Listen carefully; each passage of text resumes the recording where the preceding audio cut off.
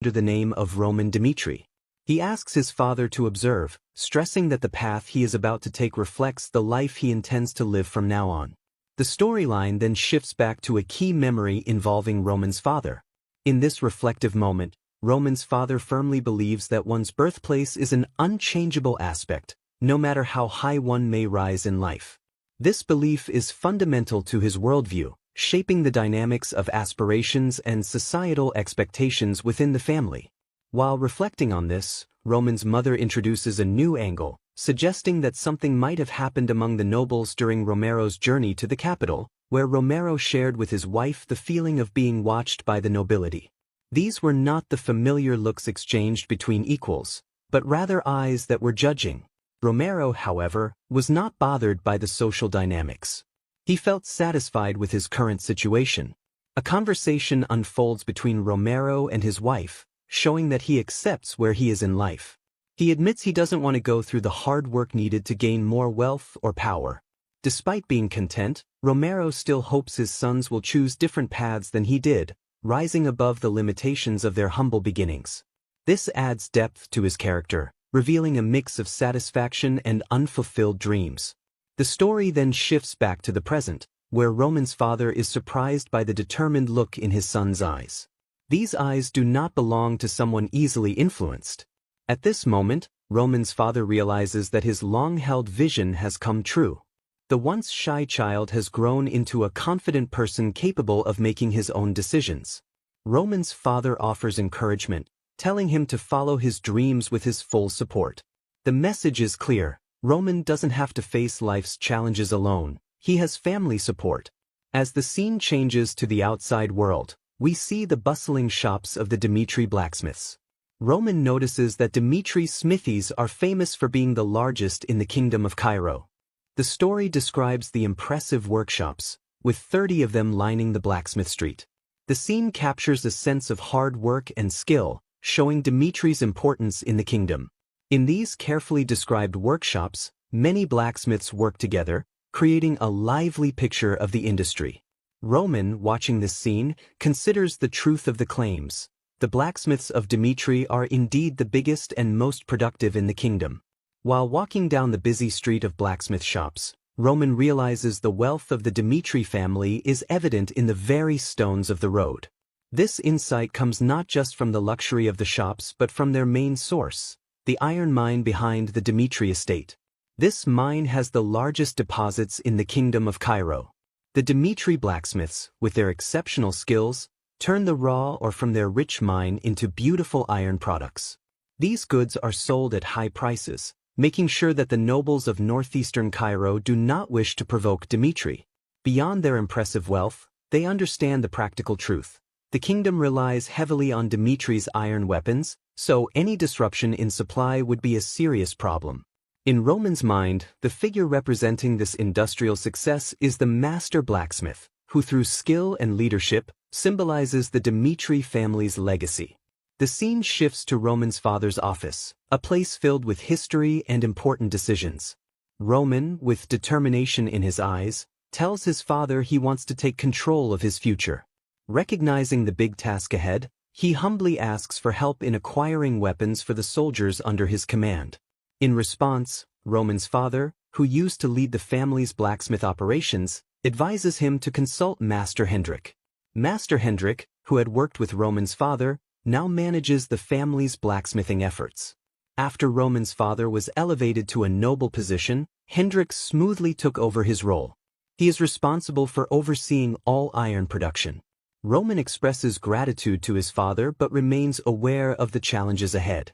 Roman's father gives him an important piece of advice, reminding him of the complexities involved in the Dimitri legacy. The blacksmiths of Dimitri are not easily swayed by the family name. They are proud and careful, looking for true skill and understanding. With this advice in mind, the story moves outside to the lively street where the iron creations of Dimitri's craftsmen are displayed. The workers' eyes, focused on Roman, reveal their skepticism.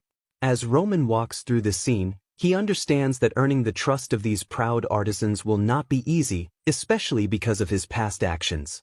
Amidst their lingering glances, he approaches Hendrik, who is busy with his work, and asks Roman why he has come.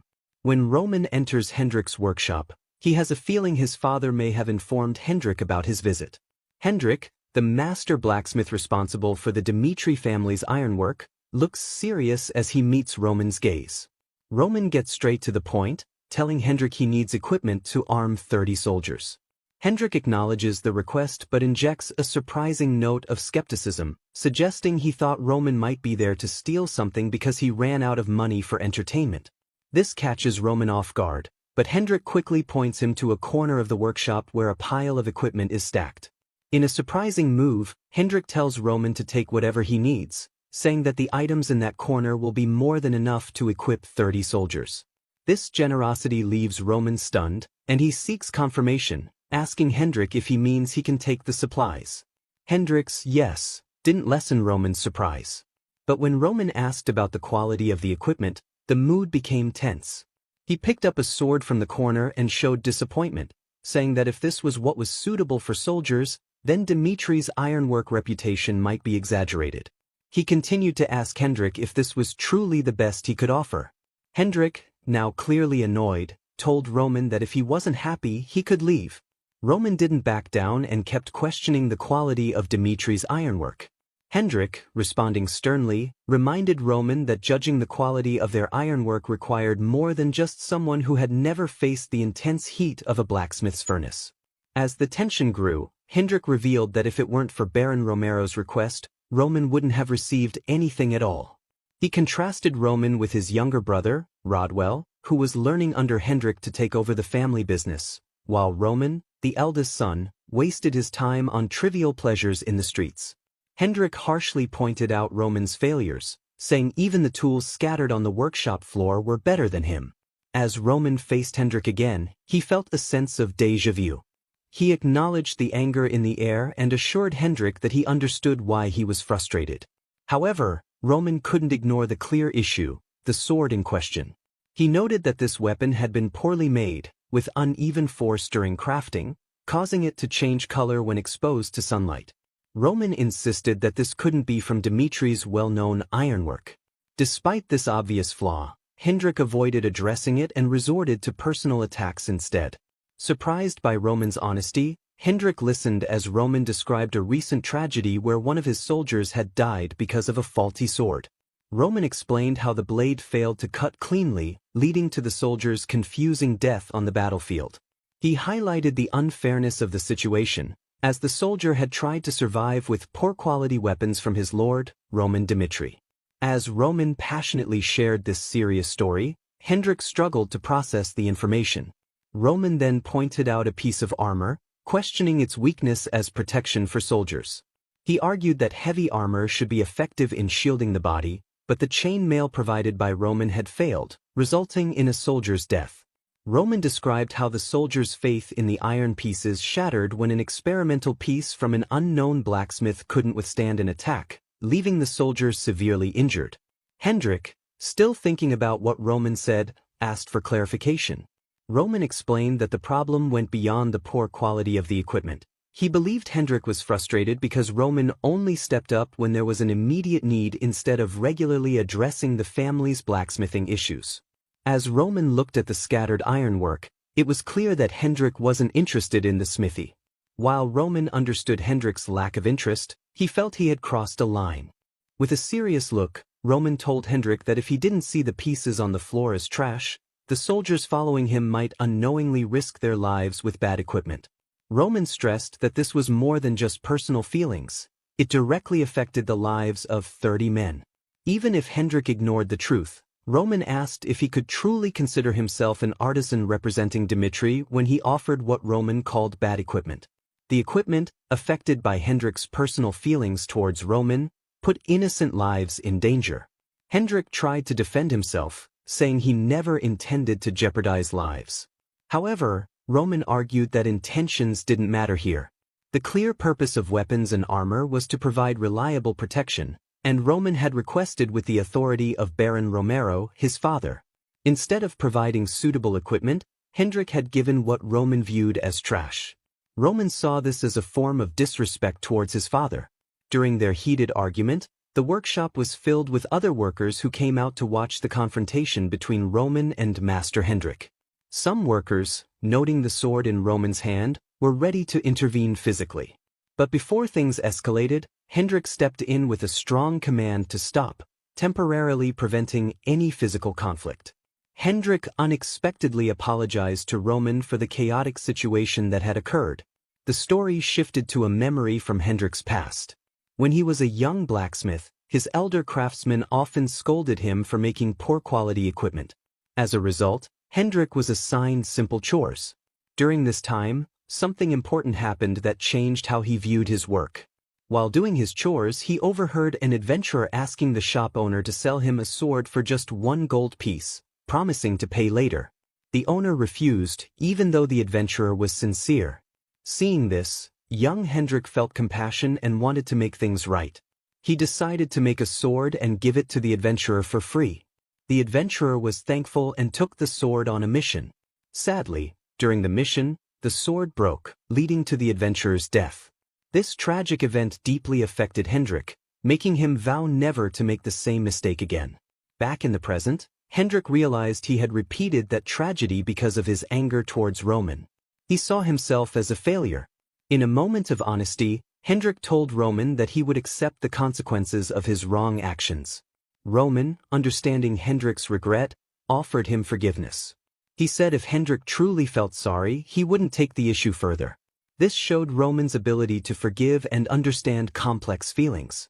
Moving on to practical matters, Roman acknowledged Hendrik's skills as a blacksmith.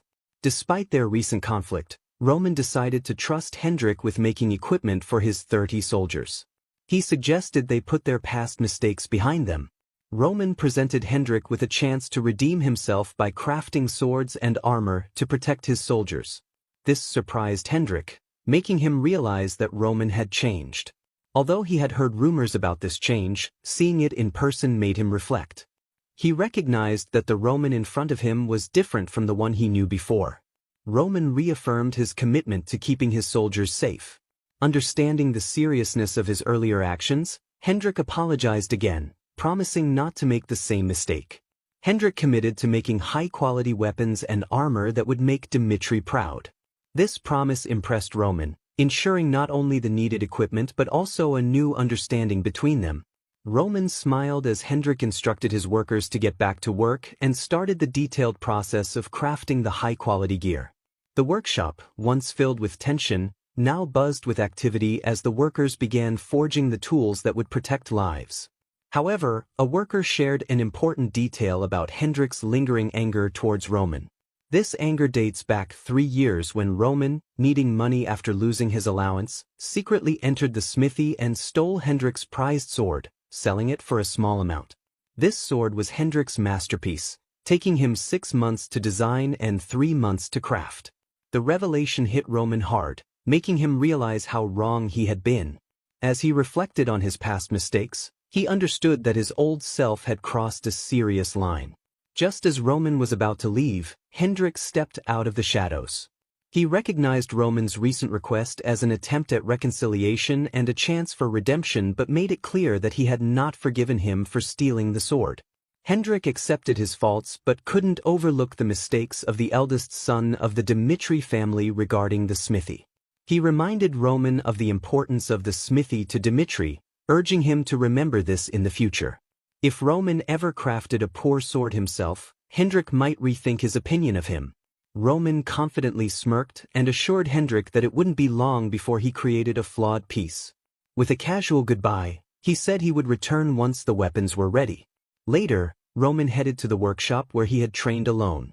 The inside looked exactly as Roman had instructed, in perfect order. Every tool was ready. With a determined look, Roman began to make his sword, thinking about a time in his past. He remembered when he was 18 and part of the Miram. This time was full of uncertainty about who would lead the demon cult, and there were many fights among the brothers. Always on guard against assassination attempts, Roman faced a critical moment when his 11th brother, Baek Changhyun, attacked him, wanting to kill him. During the fight, Roman's beloved sword broke. After narrowly escaping death, Roman decided to create a sword that could survive any battle and make the most of his current skills. Driven by this decision, he learned sword-making from various blacksmiths outside the Miram.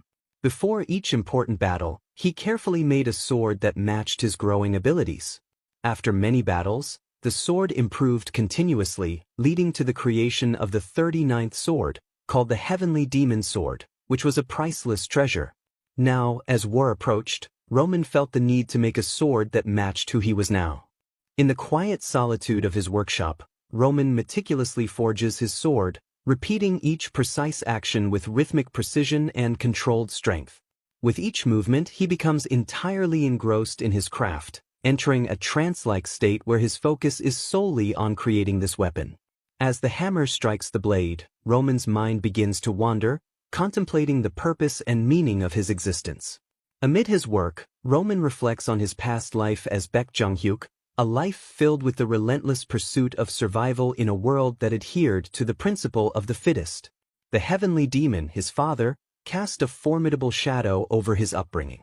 Despite the adversities that befell him, Roman emerged victorious, earning the reputation as the strongest. This arduous journey, Roman muses, was never perceived as a burden. Instead, it shaped him into the resilient individual he is now. In the present moment, as the rhythmic clang of metal against metal persists, Roman grapples with a profound question. What is he living for? The echoes of his past resonate with the challenges he faced, and he contemplates the significance of his current endeavors. Remaining true to his reality, Roman recognizes that his current state is not formidable enough to withstand the unpredictable variables that may come his way. It is in this realization that he resolves to intensify his training, seeking to fortify himself against the uncertainties of his world. Within Roman's universe, potent forces exert their influence, yet he remains unaware of their full extent. As he continues to hammer away at the sword's blade, his thoughts intertwine with the need to comprehend and confront these powerful entities. The unyielding resolve that marked his past triumphs fuels his determination to elevate himself to new heights, transcending the limitations that currently bind him. In a pivotal moment, Roman decides to draw upon a formidable skill from his past life in Miram, the godly inferno arts.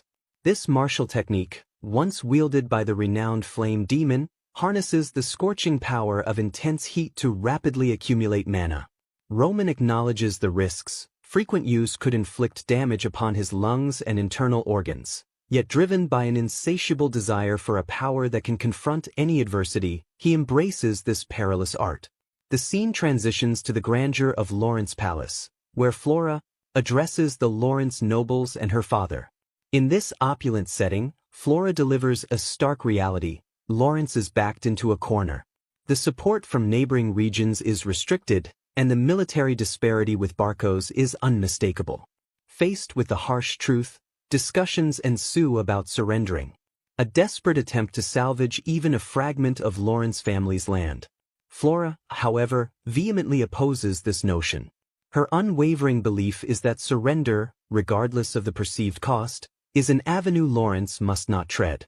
In her eyes, conceding defeat is a betrayal of the very essence that defines their heritage. In the hushed atmosphere of the meeting room, Flora's father, the head of the Lawrence family, expressed a surprising sentiment. By forcefully slamming his hand on the table, he suggested to Flora that perhaps surrendering would be the most prudent choice, a way to prevent the unnecessary loss of innocent lives in a war that seemed destined for defeat. His rationale was rooted in the revelation that Barco, their adversary, had leveraged their connections within the central government to secure a loan from the prestigious Gold Bank. In response to this unexpected proposal, Flora calmly countered her father's suggestion. She speculated that if Barco indeed secured the loan, it was likely processed as an unsecured one, an arrangement without collateral. Such loans, Flora pointed out, typically carried exorbitant interest rates. Moreover, she astutely observed that the war's consequences were not exclusive to Barco's benefit. The Gold Bank, as the lender, would reap rewards as well. Flora foresaw a grim future where, once Barco occupied Lawrence, the land itself would bear the brunt of their occupation. The revelation sent ripples of surprise across the faces of those gathered at the table. Flora's father, now turning to her for guidance, sought to understand the path forward in this complex and dire situation. However, his expectations were met with a response that left him flustered. Flora's proposed solution, framed as desperate resistance, seemed disappointingly mundane to Viscount Lawrence. He had anticipated a more extraordinary countermeasure from Flora, known for her discernment and ability to see through intricate situations. Viscount Lawrence, seeking clarification, inquired about the specific actions constituting Flora's proposed best way for Lawrence to survive. Closing the castle gates? Flora's response, however, transcended the mere act of defensive fortification. She expounded on a strategy that involved not only holding out but also making sacrifices. Flora advocated for giving up the entire year's produce by setting fire to the fields, a drastic measure to ensure the survival of Lawrence. Her proposal extended beyond mere military strategy, delving into the realm of resource management and resilience. The shock on Viscount Lawrence's face was palpable as he grappled with the implications of Flora's plan. Holding out until winter, as suggested by his daughter, seemed a daunting and unprecedented challenge. Flora, undeterred, continued to lay out the rationale behind her strategy. She emphasized that Barco's advantage, derived from their connection to the central government, was not an infinite resource. The interest rates on their loan would inevitably rise over time, potentially becoming a significant burden. Additionally, Flora underscored the involvement of the Gold Bank, a colossal entity with expansive influence throughout the entire continent. In Flora's perspective, the prolonged continuation of the war would only amplify the consequences for Barco, especially in terms of the interest accrued on their loan. The Gold Bank's pervasive influence, she argued, could tip the scales in favor of Lawrence if they adopted a strategy of resilient endurance. The complexities of power dynamics, financial intricacies, and strategic foresight converged in Flora's proposed plan, forming a nuanced approach to a seemingly insurmountable challenge. The Gold Bank begins to exert pressure on the Barco family through mounting interest. Despite Barco's influential connections in the central government, the Gold Bank proves to be an entity resistant to such influence. The money that funds mercenaries, a key component of Barco's strength, originates from the Gold Bank. With winter approaching and siege warfare becoming less favorable, the Barcos find themselves facing inevitable desiccation. Flora's father and the others at the table are visibly surprised by this revelation. Flora's unexpected insight unveils a potential strategy that could alter the course of the battle. Viscount Lawrence, who had previously questioned Flora's maturity due to an incident involving Dimitri, now recognizes the depth of her strategic thinking. He marvels at the considerable growth he sees in his daughter. Responding to Flora's proposal, Viscount Lawrence affirms her correctness. From this moment onward, Lawrence will prepare for a desperate resistance. He expresses their determination to endure and safeguard the lineage of the Lawrence family, even in the face of potential collapse and seemingly insurmountable odds. Lawrence commits to persisting in the fight until the bitter end. The scene shifts to Roman, who completes the preparation of his sword, contemplating the significance of a person's first creation. Roman believes that this sword, his inaugural masterpiece, aligns perfectly with his current self. Choosing a name borrowed from the world around him, Roman christens the sword, Salamander, signifying both its fiery essence and his newfound strength. The scene unfolds in the Lawrence Palace on the following day. A Barco knight steps confidently forward, positioned in front of the imposing gate of Lawrence Castle. This knight, a representative of Viscount Barco, is about to deliver a message that will determine the course of events to come. Barco, through his proxy, presents three choices to the rulers of Lawrence. The first, a seemingly practical one, involves Lawrence capitulating by emerging through the castle gate to surrender. This, according to Barco, is the only path to mercy for the lives of Lawrence's soldiers. The second option is the stark alternative of an all-out war. Barco proposes a fair and square battle on an open field, with a judge from the central government overseeing the confrontation. Lawrence is also given the option to choose a battle between two individual warriors, utilizing any method of combat that suits their preference. Barco pledges to abide by Lawrence's decision. In response, Viscount Lawrence rebuffs Barco's cause, alleging that the document claiming Lawrence's ancestor's death is a fabrication. He vehemently declares that the proclamation of war against Lawrence is unjustified. Viscount Lawrence raises his voice, making it clear that Lawrence has no intention of sacrificing his people. In a bold move, Lawrence counters with a third choice, a determined resistance within the protective walls of their castle. The Barco Knight, now amid this diplomatic exchange, assures Viscount Lawrence that the Barco family will respect Lawrence's decision and acknowledge the inevitable bloodshed in the upcoming siege warfare. What unfolds next takes both Lawrence's soldiers and Viscount Lawrence by surprise. Barco's soldiers are already assembled, geared up, and prepared for the impending conflict. The atmosphere is charged with tension as the war drums of anticipation beat louder. As the battle kicks off, Lawrence's archers, positioned strategically above the castle walls, rain down a barrage of arrows on the advancing Barco soldiers. The air is filled with the whistle of arrows in flight and the thud as they find their targets in the Barco camp.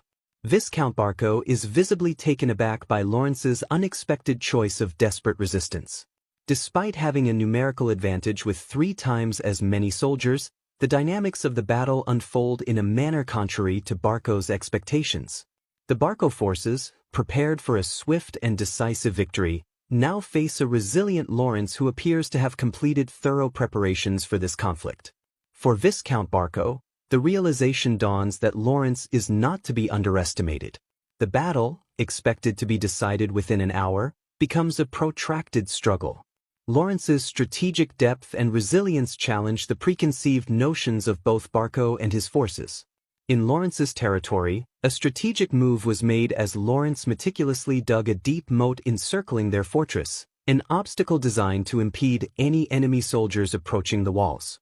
The air crackled with tension as Lawrence's archers unleashed a relentless storm of arrows right from the outset. This ceaseless barrage hinted to the keen-eyed commander that Lawrence had amassed a considerable stockpile of war supplies. News of Lawrence's defensive measures reached Viscount Barco, the opposition's leader, and frustration etched itself across his face. A week had passed since the last encounter, and Viscount Barco found himself grappling with the question of what had unfolded in that time. He couldn't fathom the unexpected turn of events. Lawrence, in Viscount Barco's calculations, should have chosen to surrender, clinging to whatever sliver of land they could salvage. Instead, Lawrence opted for desperate resistance, risking potential annihilation by sealing the castle gate. Viscount Barco, surrounded by the remnants of his assumptions, pondered where his calculations had gone astray. Amid the uncertainty, the commander's soldiers sought guidance from Viscount Barco. The response was unexpected. Viscount Barco, wearing a serious expression, instructed them to prepare for what lay ahead. The shock among the commander's soldiers was palpable, but he exuded an air of confidence. In his eyes, Viscount Lawrence was not a figure of unwavering resolve. Viscount Barco recalled a moment of weakness when Viscount Lawrence almost succumbed to external pressure, nearly marrying his daughter into the Dimitri family, a move influenced by Barco's machinations. Viscount Barco viewed Viscount Lawrence as a leader who shrank like a coward when confronted with a crisis. The narrative shifted to the Lawrence Palace, where urgency permeated the air. Viscount Lawrence, recognizing the imminent threat, swiftly ordered his soldiers to prepare for the forthcoming attack. The unpredictability of Barco's next move hung over them like a looming storm. He turned to his daughter, Flora, acknowledging her earlier insights.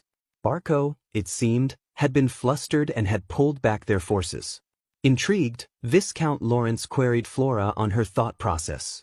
In a poignant moment, Flora stepped forward, revealing a newfound strength and resilience.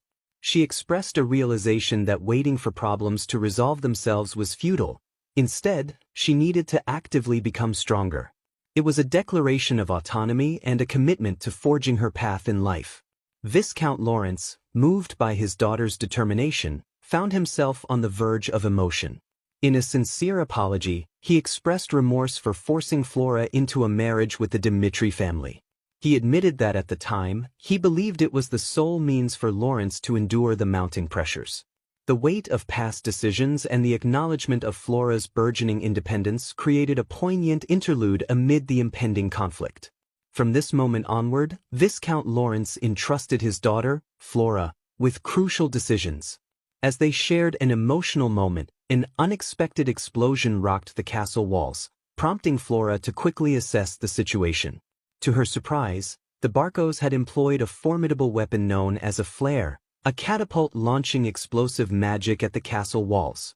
Flora, realizing the strategic and financial implications, felt a wave of frustration. The cost of each shot was exorbitant, and more significantly, the use of such a weapon required approval from the central government, irrespective of one's wealth. Baffled by how Barco managed to acquire both the financial means and the political connections for this magical assault, Flora contemplated Lawrence's limited options. To counter the flare, they needed an equivalent magic weapon or the risky strategy of confronting the magical assault outside the castle walls. Both options seemed impractical, leaving Lawrence in a precarious situation. Determined not to succumb to despair, Flora grappled with the urgency of the situation. The looming threat demanded a swift response, and as she pondered the dire possibilities, a surprising development unfolded. Flora's maid delivered unexpected news, an incoming magical call from Roman Dimitri. Flora, astonished, listened as the maid conveyed Roman's message. He had a solution to aid Lawrence. The revelation struck Flora with disbelief. Roman Dimitri, whom she had seen as an adversary, now offered an unexpected lifeline in Lawrence's time of need. As Flora went to receive the magical call, her curiosity propelled her to question Roman about the specifics of his plan to rescue Lawrence from the impending danger. In response, Roman adopted a candid approach, admitting that he intended to exact revenge against the Barco family due to a personal grievance. He emphasized that this decision was irreversible, and the only remaining variable was the timing for him to unleash his vengeance. Roman proposed a collaboration with the Lawrence family, assuring them that if they adhered to his plan, he would expedite his vendetta against the Barcos, effectively neutralizing the imminent threat. Flora, grappling with the revelation, sought clarification on Lawrence's role in Roman's revenge scheme. Roman elucidated that Lawrence needed to initiate the process by making a sacrifice. The gravity of the term sacrifice hung in the air, and Flora, recognizing the dire circumstances Lawrence faced, reluctantly considered the proposal. It became apparent that Roman, fully aware of Lawrence's predicament and limited alternatives, unapologetically suggested this drastic measure as a means to an end.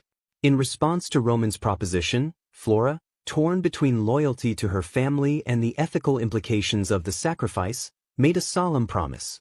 She vowed to Roman that she would do anything within her power to protect her family. However, Roman introduced an additional condition to their arrangement. In a bid to legitimize his intervention in the ongoing conflict, Flora found herself tasked with a peculiar mission. She was instructed to assert that Anthony Barco, a member of the opposing family, had coerced her into terminating her marriage with Roman Dimitri. Flora, taken aback by this unexpected directive, attentively listened as Roman stated that her only obligation was to affirm, despite the absence of any real involvement with Anthony, that his threats had compelled her to call off the impending union with the Dimitris. By vocalizing this narrative, she aimed to fabricate a compelling cause that would not only serve as a catalyst but also mitigate the imminent peril in Lawrence. Flora stood in stunned silence as Roman revealed his unyielding intention to seek revenge against the Barco family. The shock of his proclamation hung in the air, and Flora, grappling with the weight of the revelation, sought clarification on the intricate details of his plan to rescue Lawrence from the looming danger. In response to her inquiry, Roman introduced a chilling condition to their collaboration. If Flora claimed that Anthony Barco had threatened her, asserting that the alleged incident occurred before their disengagement, she would be considered one of Roman's people. As Flora contemplated the gravity of Roman's proposal, the distant echoes of the ongoing war served as a stark reminder of Lawrence's precarious situation. The urgency of the moment pressed upon her, and a surge of frustration and determination welled up within Flora. She shouted at Roman, pleading with him to obliterate every single one of the Barco family, her words infused with a desperate desire to protect Lawrence at any cost. Returning to the tumultuous battlefield, where Barco soldiers attempted to breach the castle walls, Viscount Lawrence was engrossed in guiding his defenders. Amid this distraction, a Barco soldier managed to scale the wall and struck at Viscount Lawrence. However, in a moment of providence, Flora, positioned strategically behind her father, shot an arrow that intercepted the attacker, saving Viscount Lawrence from harm. With her father momentarily safe, Flora implored Viscount Lawrence to open the castle gate and confront the Barco forces directly. The proposal, however, left Viscount Lawrence perplexed. Sensing his hesitation, Flora disclosed Roman Dimitri's promise to aid Lawrence. Roman, she explained, would lead his forces to destroy Flare, the magical weapon the Barcos wielded, if Lawrence faced Barco head-on. Viscount Lawrence, still puzzled, questioned the motive behind Roman Dimitri's sudden assistance. Flora, constrained by time, assured her father that Roman was a man of his word. The specifics remained unexplained, but Flora's conviction and Roman's commitment spurred her to push forward with this unorthodox strategy. The scene transitioned to Roman in a forest. The magical call with Flora concluded, and Chris, Roman's companion, approached him, questioning the delay in attacking the Barco forces. Chris, concerned about the imminent fall of Lawrence, emphasized the destructive potential of Flare, a magical weapon capable of breaching castle walls. To counter Barco's plan and support Lawrence, Chris advised Roman to attack their rear promptly. Roman, however, was not convinced and sought clarification from Chris. The unexpected inquiry caught Chris off guard, prompting him to explain the urgency of the situation. He underscored the critical need for Roman to act swiftly and decisively to protect Lawrence from the imminent peril posed by Flare. Roman remained steadfast in his indifference to the fate of Lawrence, expressing to Chris that preserving the lives of his people held greater importance to him than the survival of Lawrence itself. He clarified that he refused to compel those who had sworn allegiance to him to become mere sacrifices, even if Lawrence suffered losses due to following an incapable leader. Chris, though surprised, acknowledged and understood Roman's position.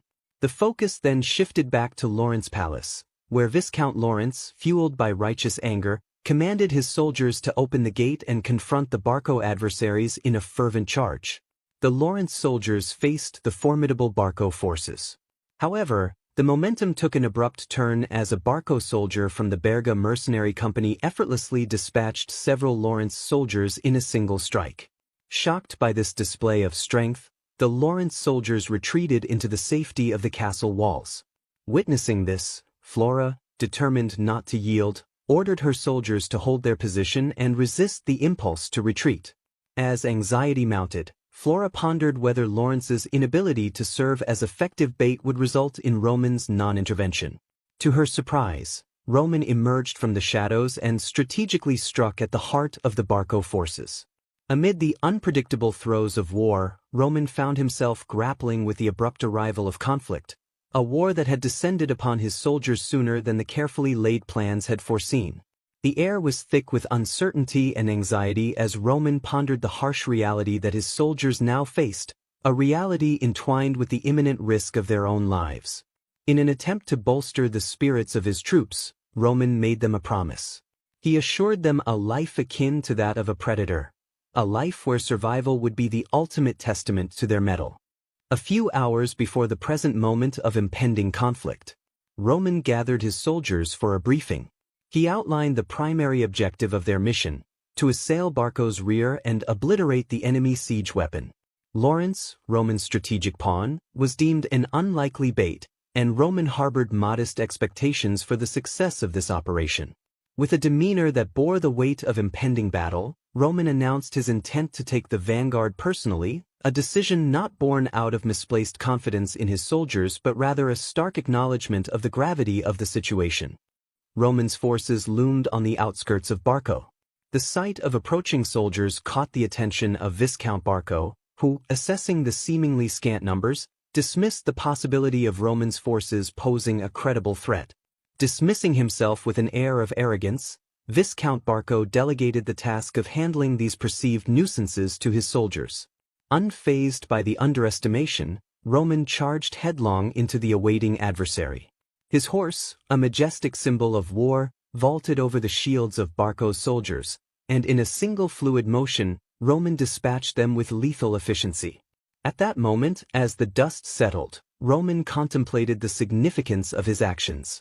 Recalling an ancient saying from the Murim's Orthodox sect, Roman ruminated on the concept of the heavenly demon leading the vanguard of the demon cult. The saying posited the heavenly demon as an invincible force, a harbinger of chaos that rendered a confrontation futile. It begged the question, why would the heavenly demon, now akin to Roman himself, willingly assume the most perilous role on the battlefield? In the crucible of conflict, a singular motive echoed through the chaos: the necessity for the strongest individual to shatter the enemy's morale from the vanguard. Such was the conviction that propelled Roman forward into the heart of battle, where the Barco soldiers, their confidence rattled, stood paralyzed by the sight of Roman dispatching one of their own with unsettling ease. Fear held them captive, impeding any advance they might have contemplated. Roman, his countenance twisted into a sinister grin, reveled in the power he held over his adversaries. With a malevolent gleam in his eyes, he issued a chilling ultimatum to the Barco soldiers: come to him or face the dire consequences. It was a moment that crystallized the psychological warfare Roman waged, a display intended to weaken the resolve of those who dared oppose him. In response to Roman's menacing call, Kevin, a stalwart ally and leader among Roman soldiers, rallied his comrades with a fervent shout. The directive was clear: follow their liege and vanquish any obstacle in their path. A surge of determination coursed through Romans' forces as they charged forward, a formidable wave of resolve set in motion by their indomitable leader. Amidst the tumult, a Barco soldier targeted Kevin's steed, seeking to destabilize the advancing force. Yet Kevin, undeterred and resolute, met the challenge head-on. With a defiant shout, he swiftly incapacitated the assailant, ensuring that no disruption hindered the momentum of Roman's assault. Simultaneously, Chris unleashed the power of his aura technique, striking down multiple adversaries in a single sweeping motion. As the dust settled and the Barco soldiers regrouped to form a defensive line against Roman's advance, they found themselves ill-prepared for the sheer force Roman could muster. Effortlessly, Roman dismantled their defenses, revealing the weapon flare he sought to destroy, looming ominously in the distance. The tide of battle was turning, and the Barco soldiers struggled to comprehend the relentless onslaught they faced. Amid this unfolding drama, Berga, the mercenary captain with a reputation acknowledged even by the kingdom as an A-rank mercenary and a 2-star aura knight, found himself confronting an unexpected adversary. Roman's presence on the battlefield surprised Berga, who weighed the potential rewards of aiding Barco in the war against the fate of the Berga mercenary group. Ready to take matters into his own hands, Berga faced Roman in a clash of titans. His A-rank status, achieved through mastery of aura manipulation, marked him as a formidable opponent. Yet, as Berga swung his sword with unbridled force, Roman, with an unwavering smirk, defied expectations by standing firm. Roman's swift and calculated counters left Berga dumbfounded, a testament to Roman's unparalleled strength. In a matter of seconds, Roman overpowered the A-rank mercenary, leaving him defeated and the surrounding witnesses in a state of stunned disbelief. The jubilation among Roman soldiers, Chris and Kevin, was palpable, for Roman's triumph against an A-rank mercenary spoke volumes about his prowess on the battlefield. Having witnessed Roman's swift takedown of Berga, Viscount Barco, frustrated by the turn of events, urged his soldiers to attack Roman. The Barco soldiers, however, intervened, calming the Baron and advising a strategic retreat. Sensing the wisdom in regrouping, they defused the immediate threat. Undeterred, Roman pressed forward toward the magical flare weapon, an arcane creation foreign to the Miram. Dark aura enveloped him as he unleashed his heavenly demon god art, employing the first form of the heavenly demon sword technique. In a single decisive strike, Roman dismantled the flare weapon, leaving the Barco forces in stunned disbelief. Standing amidst the wreckage, Roman triumphantly declared the destruction of Barco's siege weapon. He raised his sword high, a symbolic gesture of victory.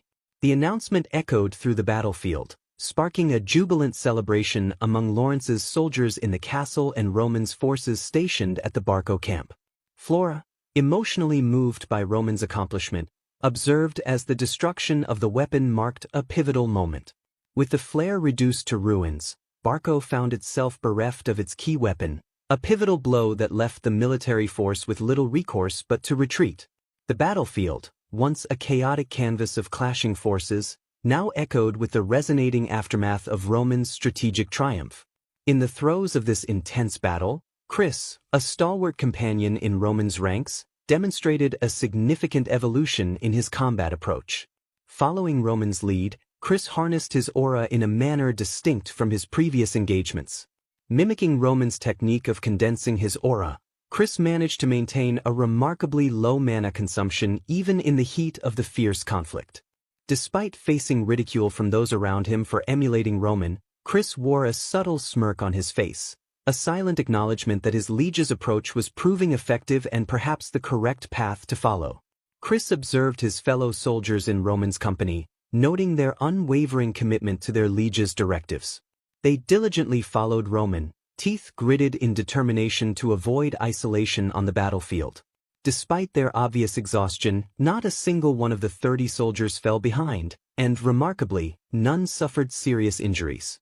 Chris marveled at this testament to Roman's leadership, realizing that their safety amidst the chaos was not just luck but a calculated outcome of following a leader who defied logic, a monstrous force on the battlefield.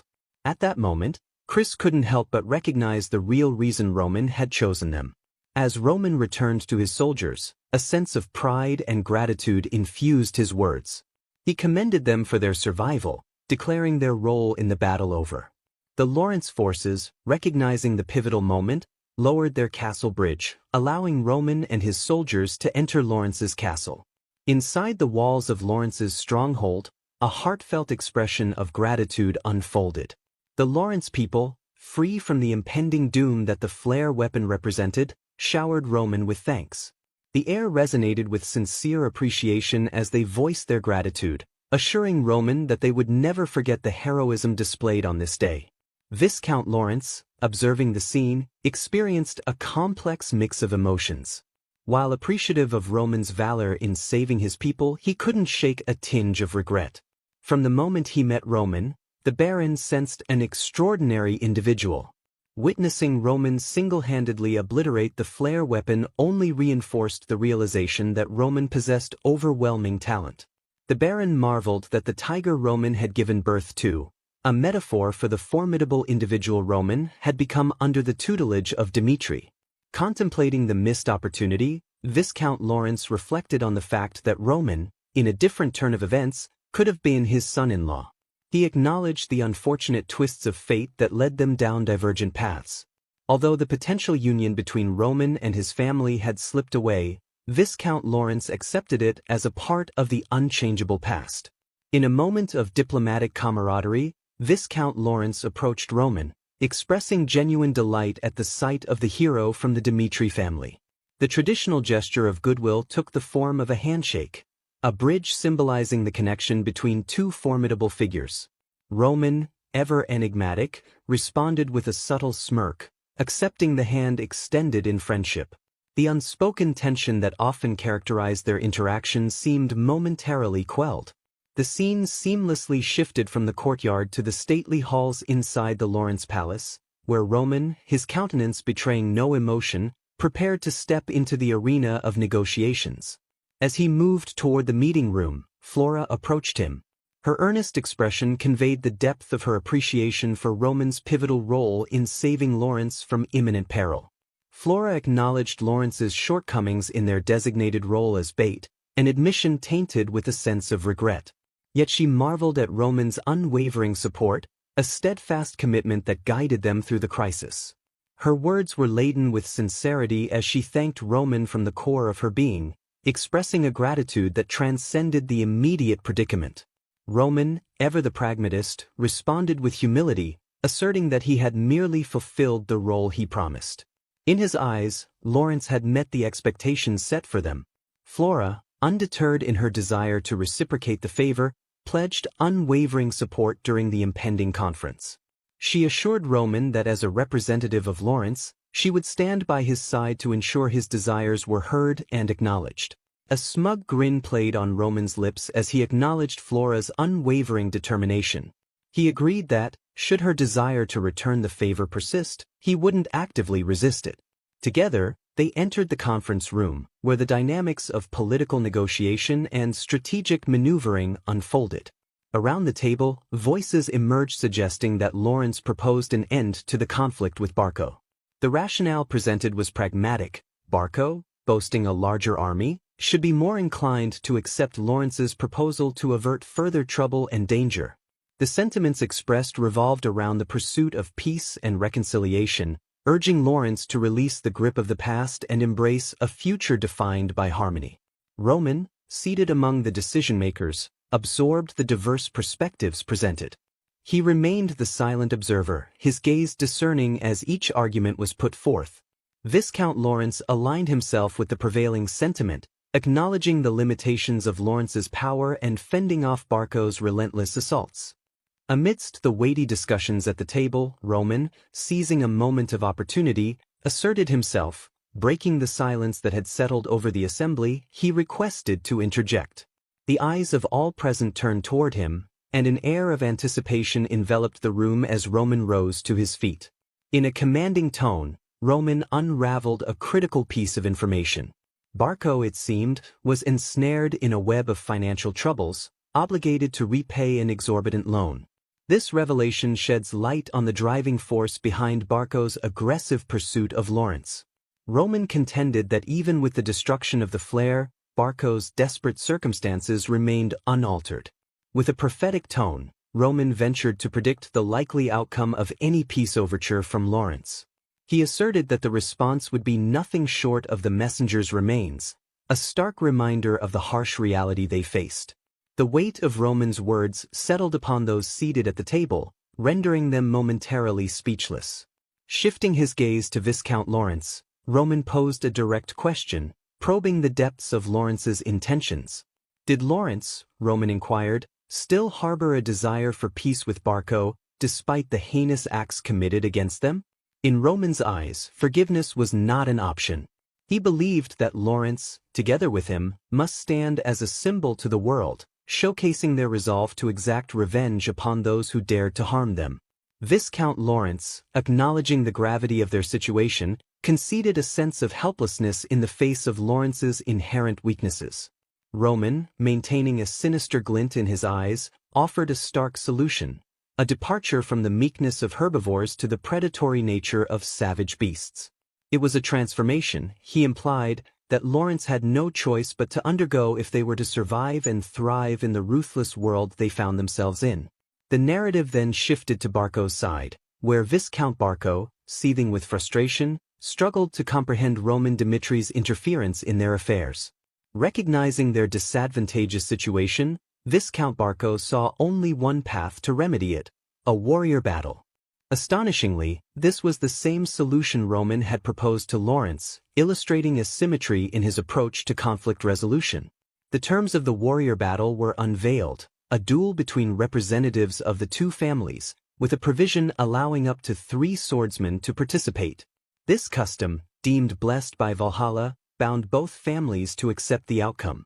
Crucially, the central government would dispatch a judge once an agreement was reached, solidifying the combat's legitimacy. The judge would command the proceedings, ensuring a fair resolution to the long-standing conflict. In the dimly lit chamber, the once noble tradition of warrior battles had descended into a murky arena of political connections and amassed wealth. The looming adversary on the horizon was none other than Barco, a figure whose influence extended deep into the central echelons of the government. With a colossal sum borrowed from the prestigious Golden Bank, speculation ran rife in Viscount Lawrence's mind about the enigmatic choices Barco would make in selecting his champions for the impending battle. As the tension in the room thickened, Roman, a seasoned strategist and confidant of Viscount Lawrence, stepped forward. With a calm demeanor, he acknowledged the concerns etched on Lawrence's face. Roman reassured Baron Lawrence that he understood his concerns and that his eyes reflected an unwavering resolve. He promised to provide him with a sense of certainty starting at that moment. Intrigued, Viscount Lawrence probed Roman for clarification, asking what certainty he could offer. He searched for a glimmer of hope amid the uncertainties that surrounded them. Roman's response was succinct yet filled with conviction as he declared that he could provide certainty of victory, his words echoing through the chamber. Addressing the members of Lawrence gathered around the table, Roman revealed crucial intelligence about Barco's arsenal, a formidable 3-star knight, likely to be the first challenger. Without hesitation, Roman volunteered to be Lawrence's inaugural warrior, promising to face this formidable opponent head-on. His eyes locked onto Viscount Lawrence. Roman assured him that regardless of whether the adversary hailed from Barco's knightly ranks or was an eternal master, victory was assured. Yet Roman reminded Viscount Lawrence of a critical truth. No matter how skilled our warriors may be, a single victory does not secure our standing. We must win consistently, he cautioned, underlining the importance of a strategic approach. To address this concern, Roman unfolded his plan, unveiling his subordinate, Chris, as the secret weapon. Although a two-star warrior, Chris exhibited signs of genius that set him apart. Roman envisioned Chris triumphing even against a three-star opponent, securing Lawrence's victory in the crucial third battle. Roman's calculated strategy seemed to paint a path toward success for Lawrence. He urged those seated at the table to consider the advantageous position they found themselves in. This is in Lawrence's favor, Roman emphasized, his words resonating with the potential for redemption and the restoration of the once-fallen reputation of Lawrence. As the room hung in contemplative silence, Roman's gaze shifted towards Flora. Flora sensed a silent plea in Roman's eyes, a plea for her to honor a promise made in the shadows of uncertainty. Roman's unspoken message was clear: he would step into the fray as a warrior, but Lawrence must navigate unforeseen variables independently. Flora, recognizing the intricate web of intrigue that surrounded Roman, acknowledged the danger he embodied. Yet, in a display of unwavering support, she voiced her favor for the warrior battle. The decision to resolve the conflict through a warrior battle marked the beginning of a pivotal event. After the message was transmitted, a mere week passed before the arena was prepared and a diverse crowd assembled, eager to witness the impending clash. The atmosphere was charged with anticipation as Count Erdes, the appointed judge, stepped forward to address the gathering. Count Erdes, a figure of authority, emphasized the sacred nature of the impending warrior battle. With gravity in his voice, he declared that the event was blessed by Valhalla itself. Regardless of the outcome, both parties were bound to comply with the decision. Erdes warned that any transgressions would not be taken lightly, invoking the honor of the Kingdom of Cairo as the ultimate arbiter of justice. In an echo of the profound importance of the event, Count Erdes instructed each faction to designate 3 warriors to represent them. Additionally, they were required to submit an order list outlining the sequence in which their chosen champions would enter the battle. As the directives were given, the tension in the arena heightened, and the gravity of the situation was palpable.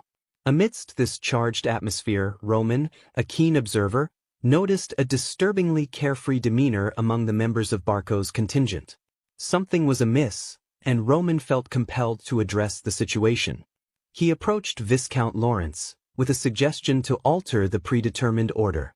Viscount Lawrence, taken aback by this proposal, reminded Roman that the order had been decided a week ago. Roman, however, was quick to point out the temporal significance of the delay. In his view, the extra week had provided Barco's faction with an opportunity to strategize, creating an advantage that needed to be nullified. Roman suspected that Barco deliberately prolonged the decision-making process, and the lack of anxiety among Barco's associates hinted at a hidden agenda. Viscount Lawrence, inquisitive and concerned, questioned Roman about the proposed changes to the order. Roman felt the presence of a stronger individual than the other soldiers in the vicinity, observing as this formidable figure lounged in a chair near Barco. Roman, displaying a strategic mindset, suggested a radical shift. Initially planning for himself to go first, followed by a knight of Lawrence and Chris to conclude, Roman now advocated for a change. Chris would take the lead, facing the challenge head-on, followed by Roman, who would adapt the strategy to overpower the opponent Barco had prepared. The revelation of this revised plan left Viscount Lawrence and Flora visibly shocked. Roman, undeterred, explained his rationale, emphasizing the need to keep Barco off balance and maintain the initiative in the face of uncertainty. Roman's confidence and adaptability shone through as the discussion unfolded. The first match loomed on the horizon.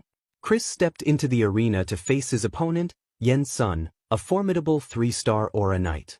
Chris, with a self-assured demeanor, introduced himself as a 2-star aura knight, setting the stage for an intriguing clash.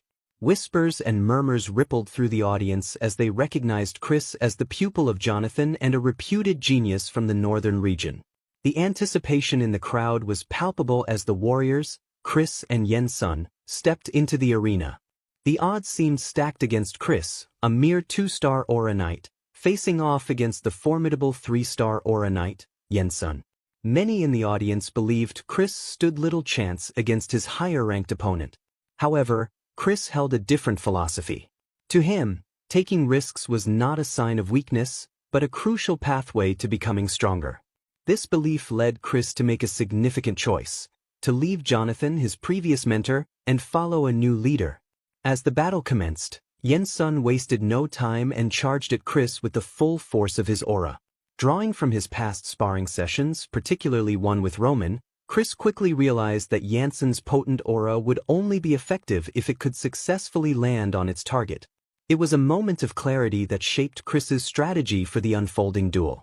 Chris opted for a tactical approach, focused on dodging Yen Sun's attacks and patiently waiting for the opportune moment to strike. Yen Sun, growing increasingly frustrated with Chris's elusive maneuvers, couldn't contain his impatience. He shouted at Chris, questioning how long he intended to keep evading. In a surprising twist, Yen Sun unleashed a wide red aura attack that caught Chris off guard.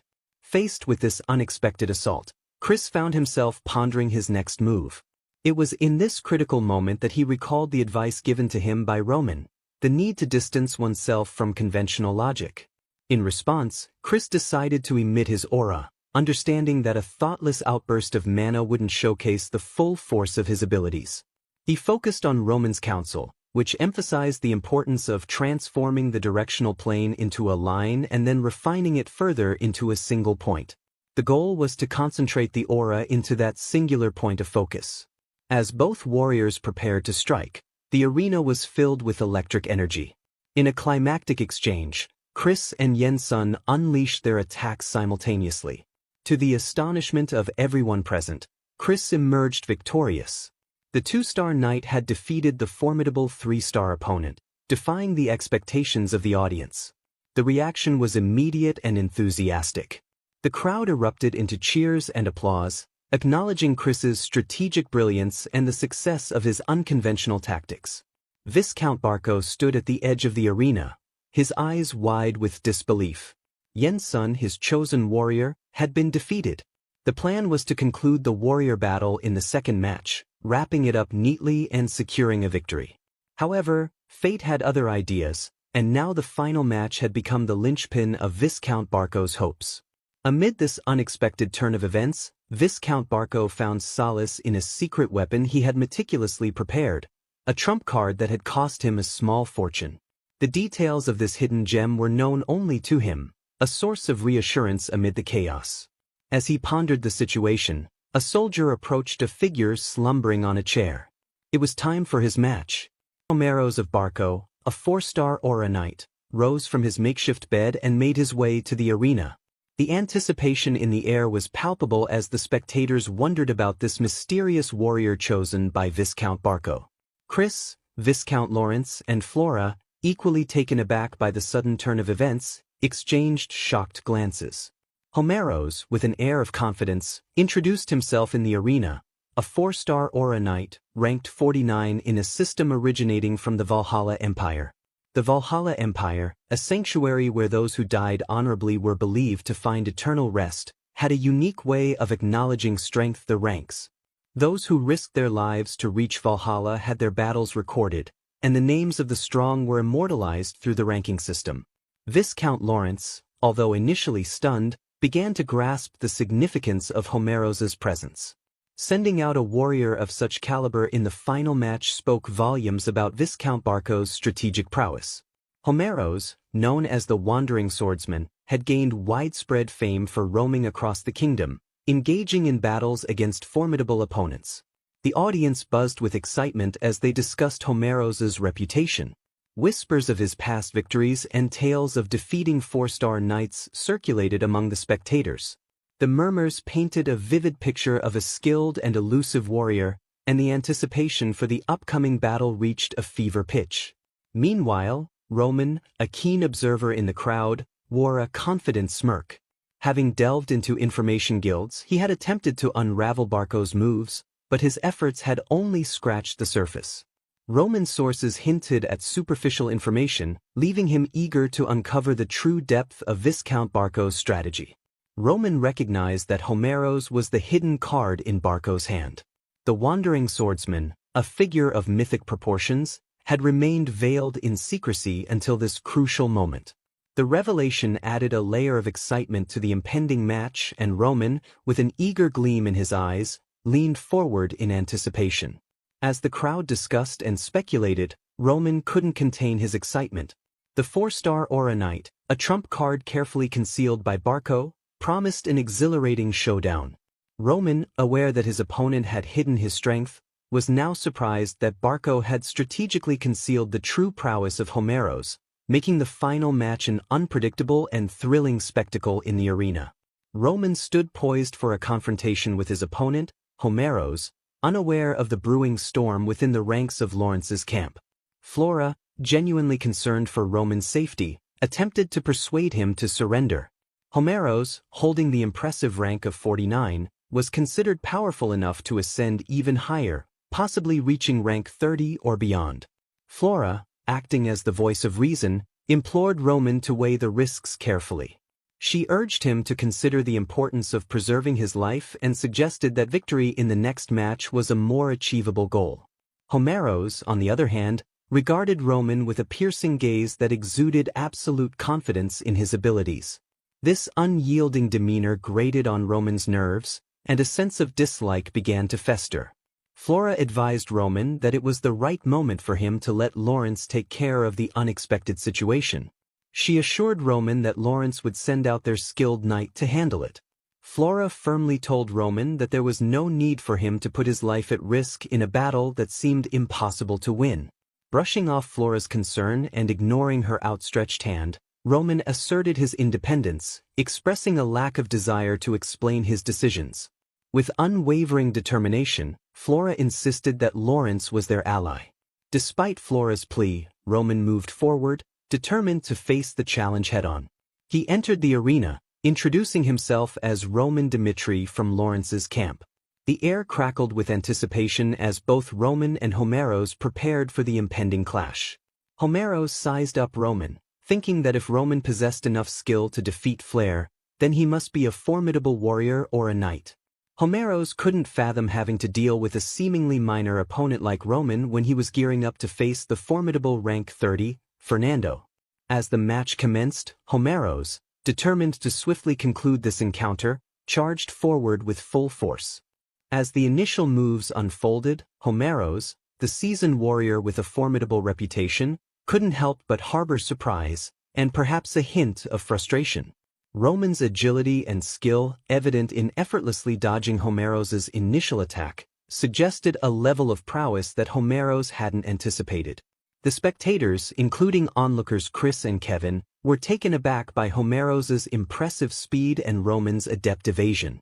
Homeros, recognizing Roman's abilities, began to reassess the situation. As the match progressed, Homeros, with a blend of curiosity and a hint of respect, inquired about the method Roman employed to manifest his aura. It was a moment of acknowledgement, where the seasoned warrior found himself genuinely intrigued by the newcomer's skills. Roman, who had hoped for a meaningful battle after a prolonged period without one, observed Homeros's cautious approach. Roman couldn't shake the feeling that his opponent was holding back, underestimating him in the process. Rather than going all out, Homeros seemed to be restrained. Responding to this perceived underestimation, Homeros decided to intensify his aura, creating an immense pressure that sent shockwaves through the audience. Despite the impressive display of power, Roman found it hard to reconcile the overwhelming aura with Homeros's rank of 49. He regarded Homeros as a killjoy, a warrior who dampened the excitement of the battle by not fully unleashing his capabilities. Sensing that prolonging the confrontation was pointless, Roman, with determined and deadly intent, surged forward, directly challenging Homeros. Roman invited him to block the impending attack if he could. Roman's sword emitted a dark purple aura as he prepared to unleash his heavenly demon sword technique, known as the Black Wave. As Roman initiated this formless technique, named for its swiftness and precision, it felt as if time itself had frozen for Homeros. Homeros, taken aback, couldn't believe the level of mastery Roman displayed in manipulating mana. The swift execution of the black wave technique left him stunned. In a single fluid motion, Roman brought down Homeros, concluding the battle with a strike that echoed with finality. The narrative takes a brief detour, shifting to a memory that unfolds in the recesses of his mind. In this recollection, the guild master is portrayed as astutely aware of Homeros's anticipation of the impending match against Fernando, a pivotal contest that could elevate him to rank 30. However, the guild master diverts Homeros's attention, requesting him to partake in a seemingly inconsequential warrior battle between two remote families. The guild master views it as a light warm-up, a means to keep Homeros engaged. He acknowledges the logic behind the guild master's decision. Despite having garnered an A-rank mercenary plaque, Homeros had been consistently declining missions, choosing instead to roam the kingdom and engage in battles against formidable opponents. Faced with the guild master's request, Homeros recognizes the inevitability of this warrior battle and reluctantly participates. The scene then shifts back to the arena, where the aftermath of the duel between Homeros and Roman unfolds. Flora and the audience are collectively taken aback, witnessing the downfall of a superstar who had not only risen in the rankings but was also ambitiously aiming to break into the esteemed rank of 30. The shockwave intensifies as Roman Dimitri, with a single swift slash, defeats Homeros, leaving a sense of disbelief in his wake.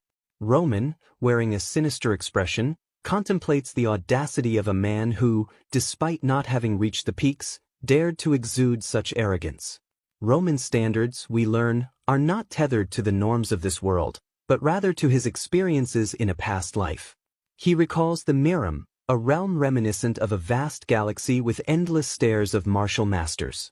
In that world, the pace was unrelenting, and only death awaited those who were careless. Roman finds the mindset of the people in this world inefficient and dismisses it as garbage.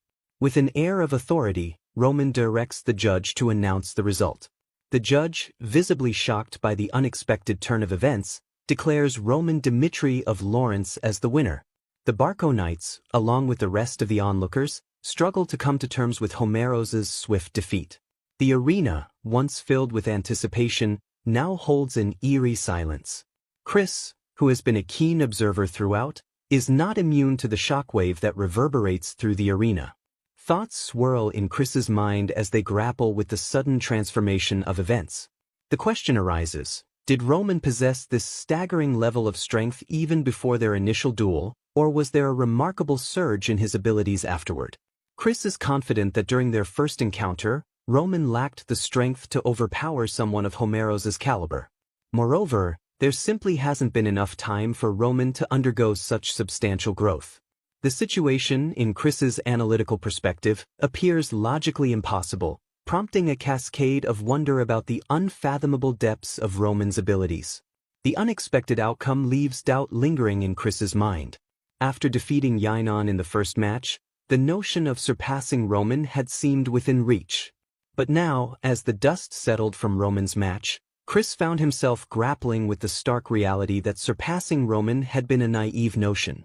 Lawrence's triumph in the warrior battle sent shockwaves through the arena.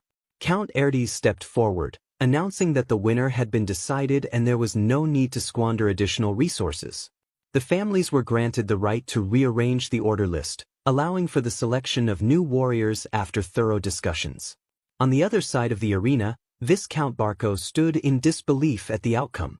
The defeat of Homeros, a 4-star knight and one of the kingdom's true warriors, left Viscount Barco questioning the authenticity of the guild's selection. The possibility of a fake Homeros sent a shiver down Viscount Barco's spine. Amidst this confusion, a soldier approached, informing Viscount Barco that they needed to send out a warrior. The urgency of the situation dawned on Viscount Barco, recognizing the imperative to avoid further losses.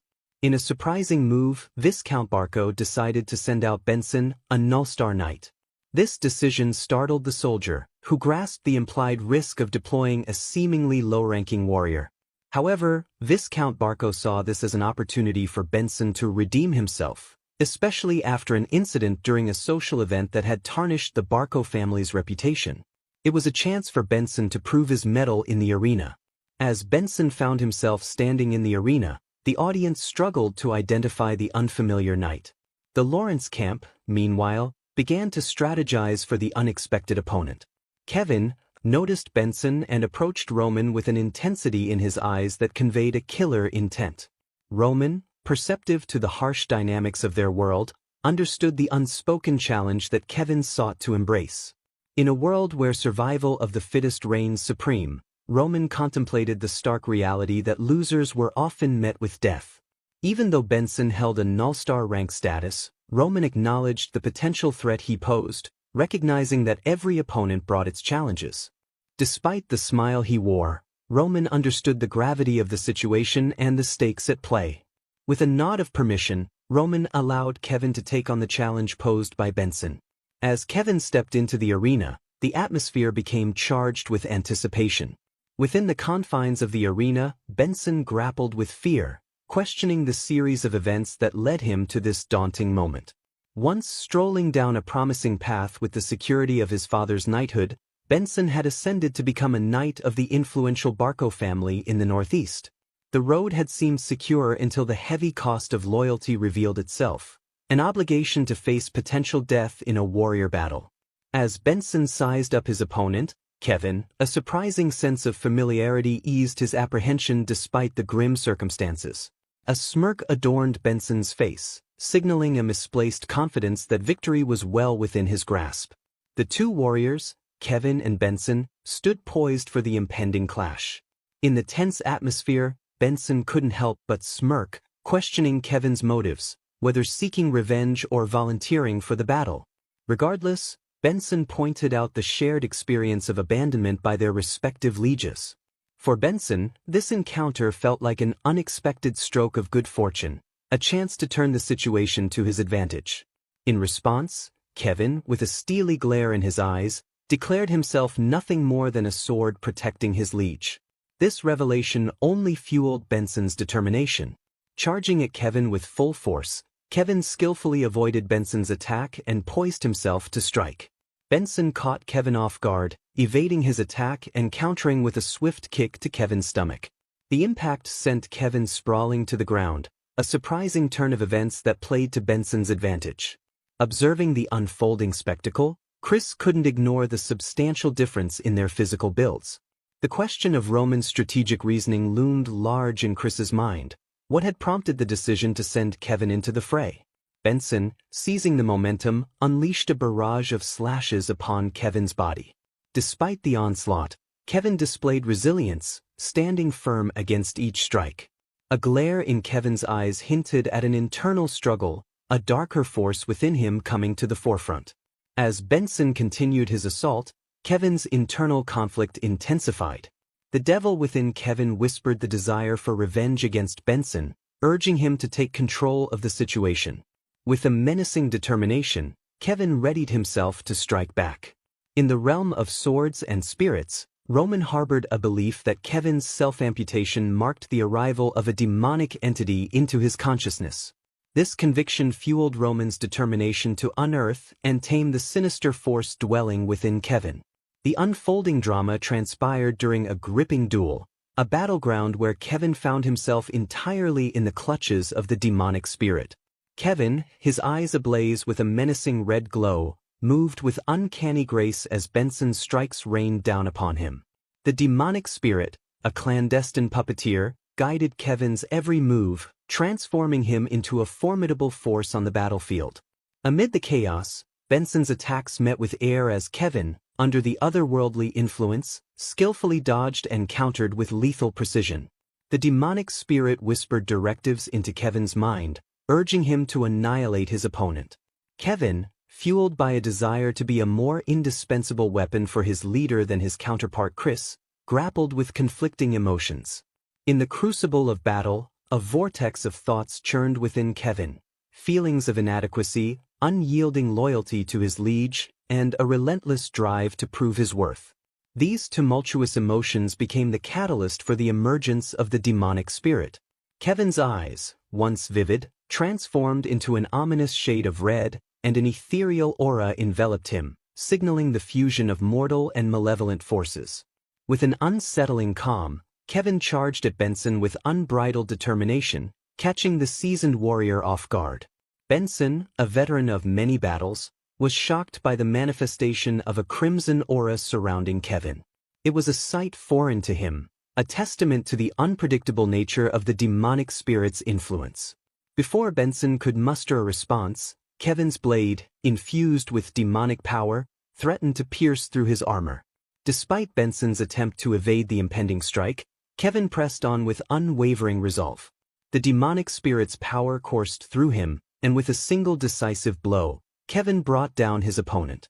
The crowd, including Chris, Flora, and Viscount Lawrence, stood in collective disbelief at the spectacle unfolding before them.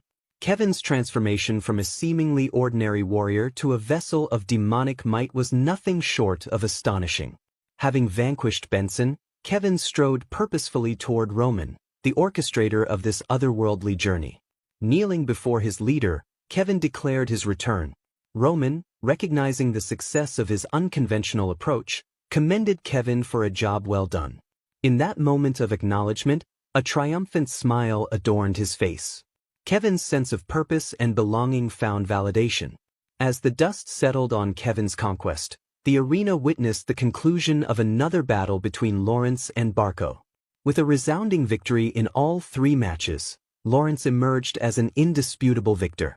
Roman Dimitri, a pivotal figure in the unfolding saga, stood at the center of it all. His strategic maneuverings and unorthodox methods became the stuff of legend.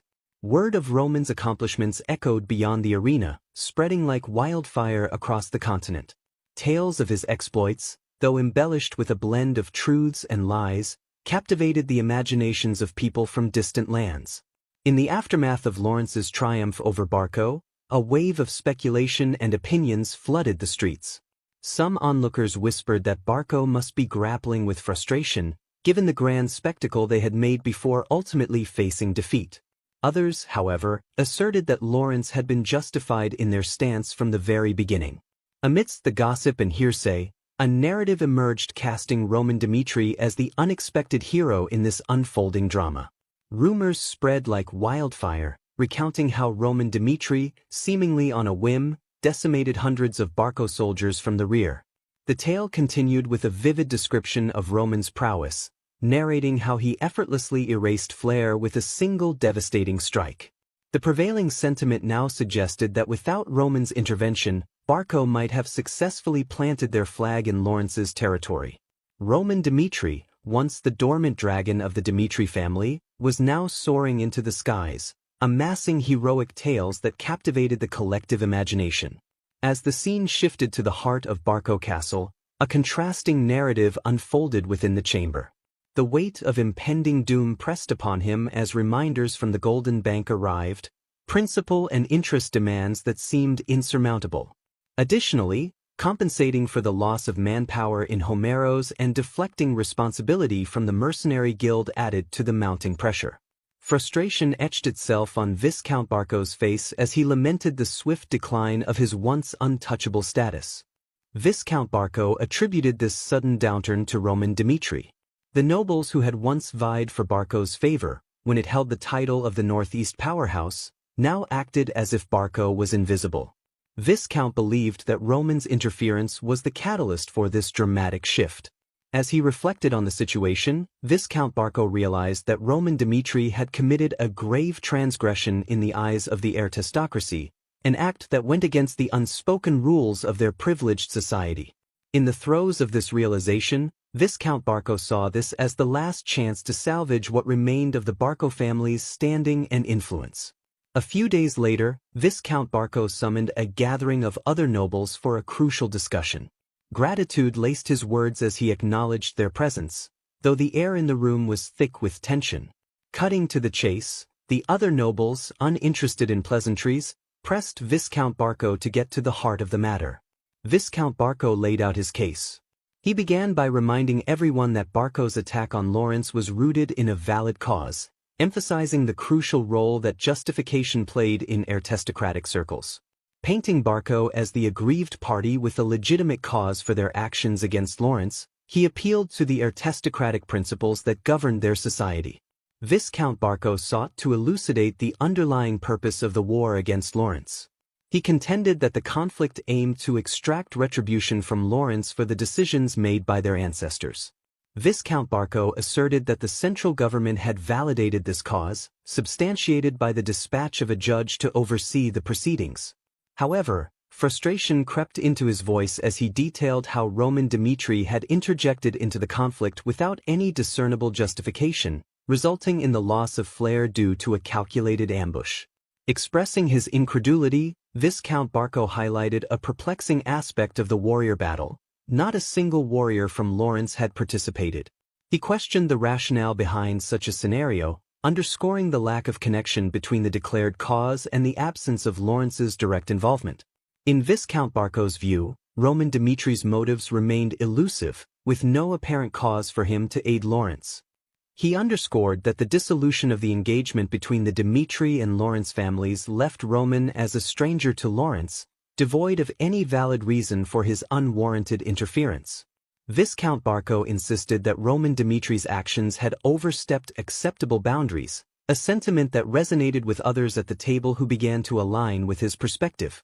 Their collective agreement bolstered his position as he contemplated the next steps to rectify the situation. He saw a potential resolution by demanding the Dimitri family take responsibility and provide compensation, thereby addressing the financial repercussions with the Golden Bank.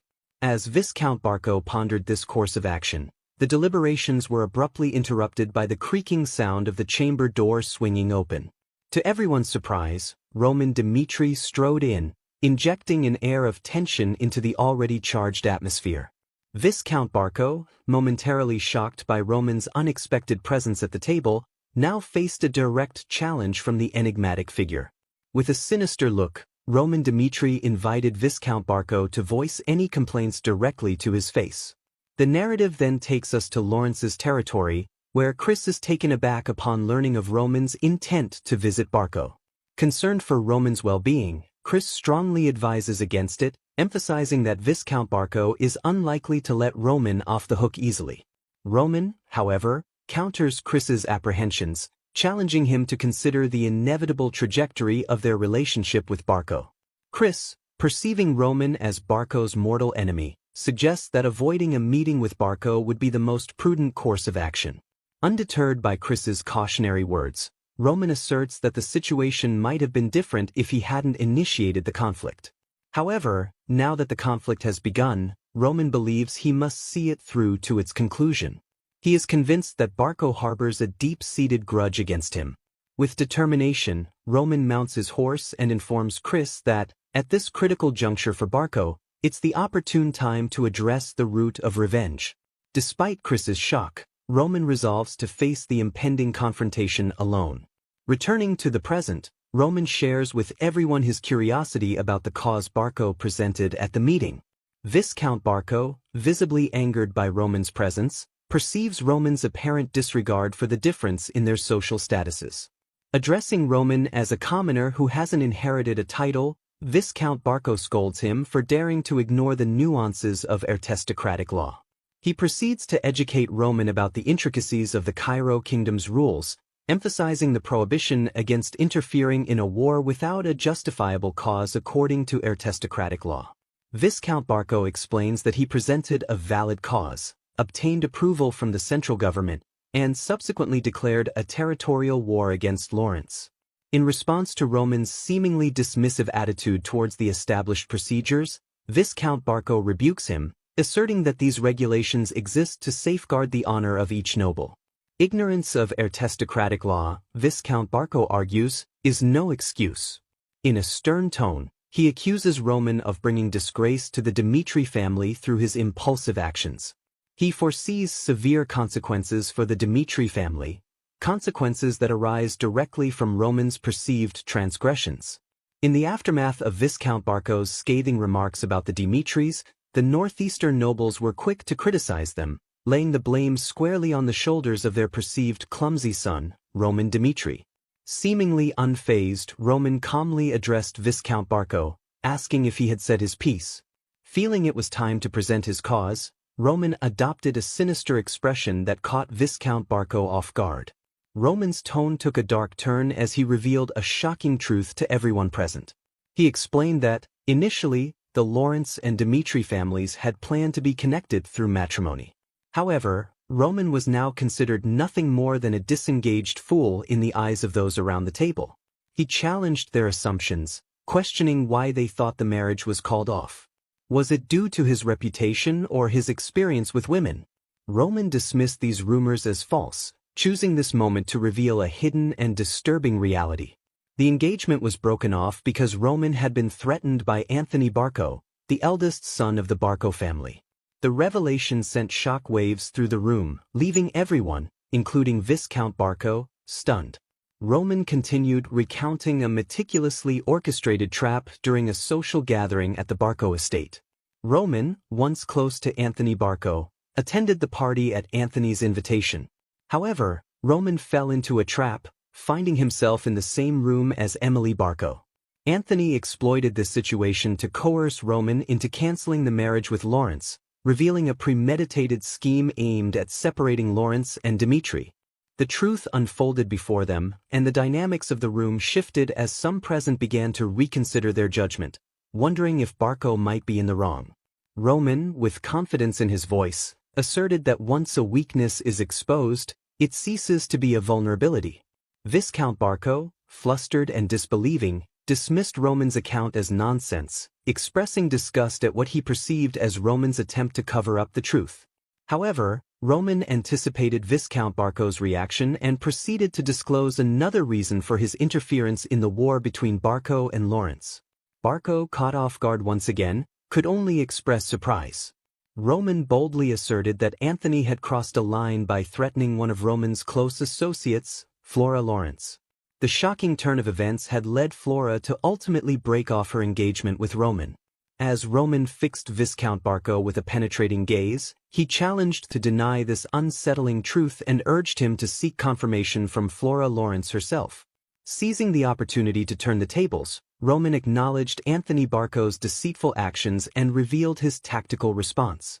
With a calm yet determined demeanor, Roman disclosed to everyone present that his interference in the war was driven solely by strength and was not intended to bring harm to the Dimitri family. Instead, it served as the only form of revenge he could exact for the mistreatment of Flora. Addressing the assembly, Roman questioned their belief in whether he had sufficient cause to involve himself in the war. With this revelation, Roman effectively dismantled Barco's disputes and established a cause rooted in personal vendetta and retribution.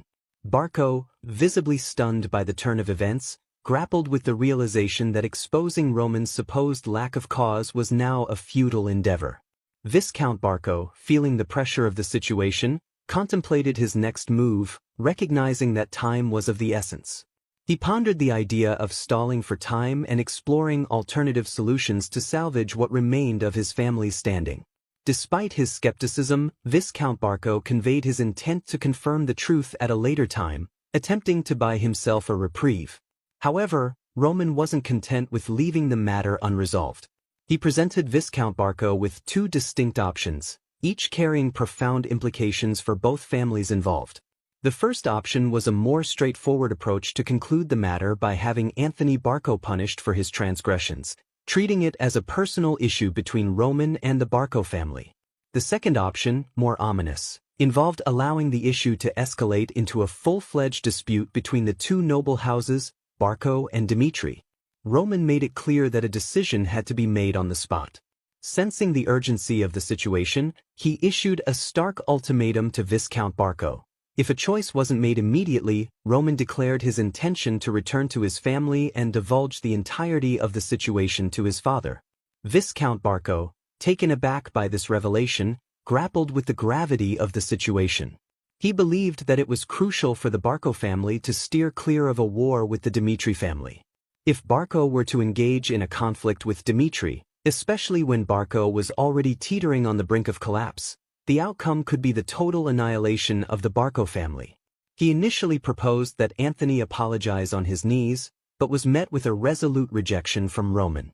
Roman asserted that the one who committed the offense shouldn't dictate the punishment. He declared that he alone would determine how Anthony would be held accountable for his actions. The scene shifted to the dimly lit office, where Anthony knelt, his posture reflecting the weight of impending judgment. Recognizing the severity of the situation, Anthony pleaded with his father to reject Roman's terms, fearful of Roman's prowess and certain of his demise in a judgment duel. Anthony implored his father to spare him from this fate. Viscount Barco, attempting to console his distressed son, reminded Anthony of the inextricable link between his life and the fate of the Barco family. Expressing his frustration, Viscount Barco urged Anthony to face the harsh reality that awaited him. He warned his son to brace himself for the potential loss of at least an arm, an ominous foreshadowing of the harsh consequences that might unfold. As Viscount Barco left the room, Anthony remained on his knees, a poignant image of vulnerability and despair. The scene shifted to the arena, where a crowd of nobles gathered, excited to watch Roman and Anthony's showdown. The air was tense as the two opponents faced each other. Anthony, visibly scared, trembled and apologized for the wrongs he had done to Roman. But Roman stayed calm and showed no reaction to Anthony's plea. Then, Roman drew his sword, signaling that the fight was about to begin. Realizing the seriousness of the situation, Anthony changed his tone, going from apologizing to desperately begging. He pleaded for his life, promising to repay this favor forever if Roman spared him. This sudden change surprised everyone, especially Viscount Barco, who saw his son in a state of vulnerability in the face of danger. As Roman held his sword, the arena became a place for a deep moral question. Roman challenged Anthony, asking him if Barco had any real way to repay the large debt they owed the Golden Bank. He dismissed the idea that Barco's powerful connections, even within the government, could protect them from the consequences of their actions. Roman stepped forward, declaring that the Barco family's downfall was near. Moving closer to Anthony, the one who had caused him so much pain, Roman reminded him of the betrayal and disrespect he had suffered. Roman demanded to know why he should spare Anthony's life. In front of the onlookers, Roman made up his mind. He took control of the situation and, without hesitation, ended Anthony Barco's life. This unexpected turn left Viscount Barco shocked. Then we saw a flashback to Roman's past. His life with his brothers was filled with constant survival battles. Night after night, Roman faced assassination attempts, overcoming them by fighting back and, at times, taking the lives of his own brothers. This was a life without compromise, a trait that his older brother, Baek Hoyol, often criticized. Baek Hoyol, the eldest sibling, confronted Roman about this flaw, saying that Roman's refusal to compromise or show mercy to his enemies would become a major problem. Unlike Roman, Baek Hoyol was strong and wise, able to welcome defeated opponents into his group once they had been subdued. Roman understood his brother's point but stayed firm in his belief that destroying threats was the only way to live his life. In a world where weakness meant death, Roman had learned to survive by being strong and ruthless, skills he'd perfected in the brutal environment of the demon cult. With a fierce look, he made it clear he would continue to live by these tough rules. Back in the present, the weight of Anthony's death still filled the air. As Viscount Barco ran toward his fallen son, he realized things had taken an unexpected turn. Roman, steady and unbending, asked the Viscount what the problem was, stating that in their harsh world, a criminal dying in a duel was common. Viscount Barco, now overwhelmed with grief and anger at the loss of his family member, shouted to his soldiers to attack Roman. But despite their orders, the soldiers hesitated. They were intimidated by Roman's fierce reputation and doubted they could win against such a strong opponent. Viscount Barco then accused Roman of planning this from the start, pointing to Roman's lack of guards when he arrived. He argued that Roman's talk of peace was just a cover.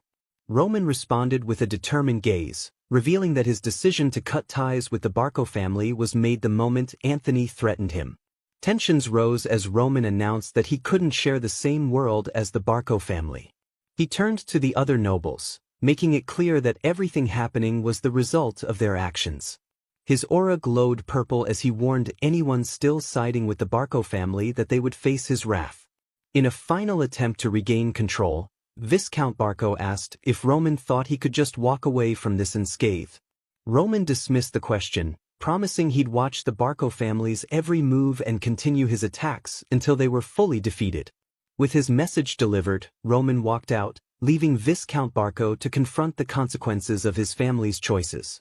A few days later, it was revealed that Viscount Barco, desperate to escape his debts to the Golden Bank, had tried to flee but was eventually found dead on a deserted hill.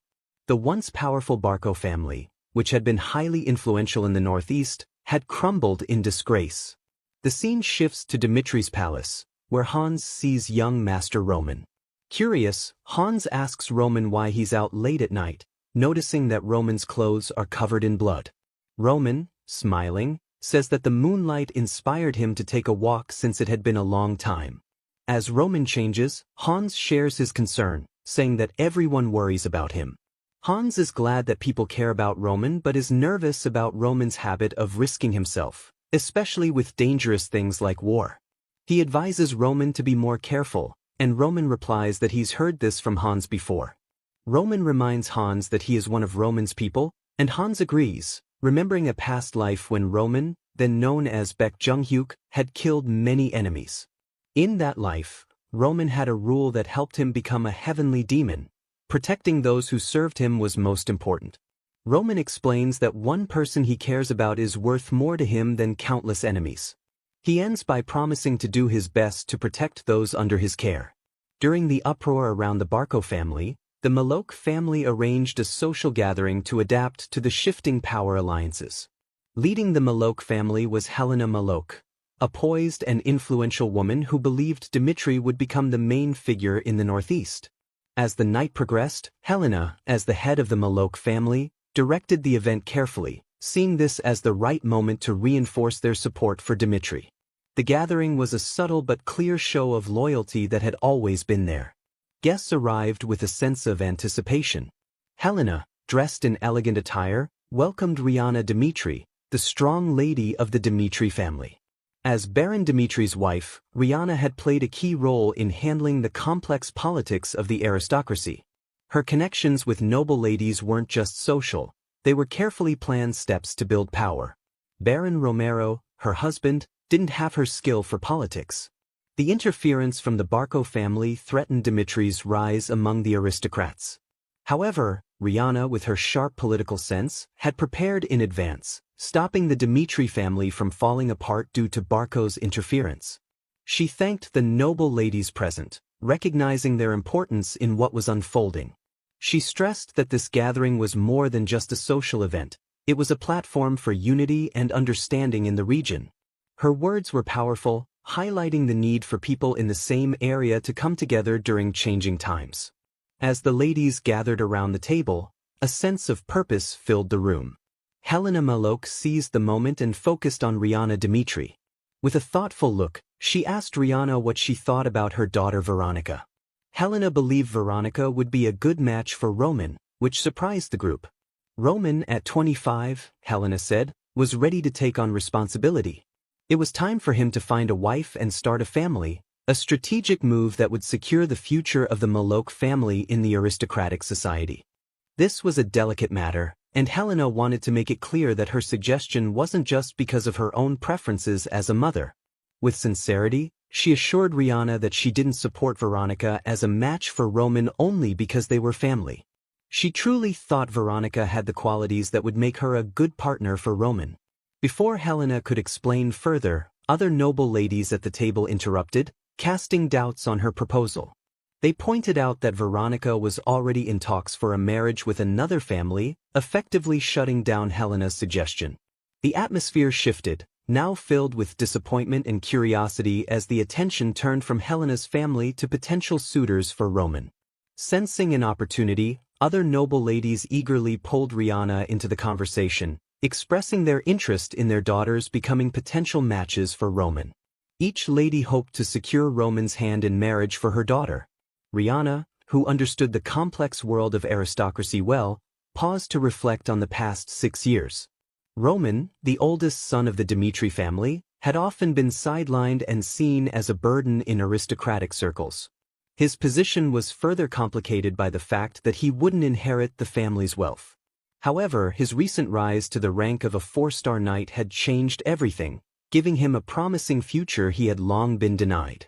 As Rihanna considered how Roman had transformed from an outcast to someone of interest, she shared her thoughts with the ladies around her. She appreciated their respect for her son, but she explained that Roman had already been through many challenges. Instead of marriages based purely on family arrangements, Rihanna said she wanted Roman to find someone he genuinely loved. Rihanna boldly announced that she was ending all talks about arranging a marriage for Roman. Instead, she declared that whoever won Roman's heart first would be the one to marry him. The noblewomen welcomed this new plan, as it freed them from complicated family negotiations, and they were excited about it. The scene then shifted to Lawrence Palace, where Flora sat in the library, thinking deeply about the harsh realities of power and control. Lawrence had lost to Barco, and Flora had hoped they could hold on until winter to find a chance for redemption. But unexpected events crushed those hopes. In contrast, Flora realized Roman had been clever and strategic, seeing through the complex situation. As she thought about him, she felt herself blush. Although she initially disliked him, she found herself admiring Roman's strength and his ability to face challenges directly. This admiration changed her view of him. In the social world full of rumors, Roman was known as a proud and arrogant man, one who seemed only focused on his own goals. But as Flora thought more about him, she wondered where his strength came from and who he really was behind that reputation. She closed her book and went outside to clear her mind, realizing that she was curious about Roman. Though he remained somewhat mysterious to her, Flora accepted that their lives had moved in different directions after their engagement was called off. She believed she would have no reason to meet Roman Dimitri again. However, this thought was interrupted when someone suddenly called out, "Sis?" Surprised, Flora turned to see her cousin, Sylvia Lawrence, who had shown up unexpectedly. The unexpected visit made Flora wonder why Sylvia was there. Deciding to get answers, Flora went straight to her father, the Baron, and asked him about a party in Dimitri that Sylvia had mentioned. She was surprised that she hadn't known about it. In response, Viscount Lawrence openly explained that recent events had led him to reconsider some family matters. He praised Flora for her sharp thinking and wise judgments, especially since she had brought Roman Dimitri in during a crucial battle, helping them secure a victory in the war.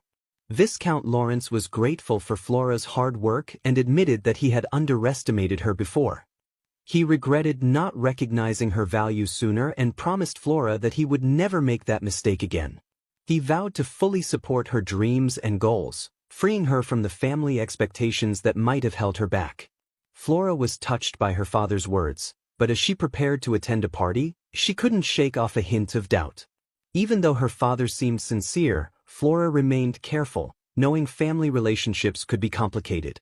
Curious by nature, Flora questioned her father about why he invited Sylvia. She grew suspicious, wondering if there were hidden reasons behind Sylvia's trip from the capital. To her surprise, Viscount Lawrence openly admitted that his motives were somewhat selfish.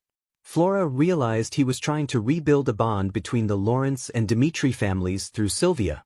Acknowledging this, she gladly agreed to go with Sylvia to the event, seeing it as a way for Lawrence to return a favor to Roman Dimitri.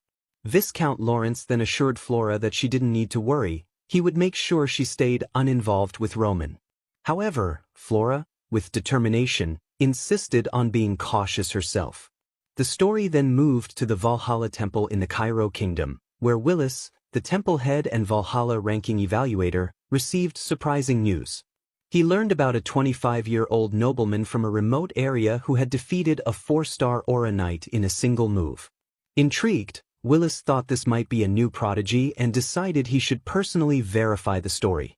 As the party neared, the noble ladies decided to visit the Dimitri family ahead of time. They were excited, especially about possibly meeting the mysterious Roman. However, Sylvia couldn't ignore the dark rumors about him. As they traveled deeper into the Dimitri region, they saw a landscape filled with the hard work of mining, fitting the area's reputation as a mining center. The scene was quite different from the elegance they were used to seeing in the capital.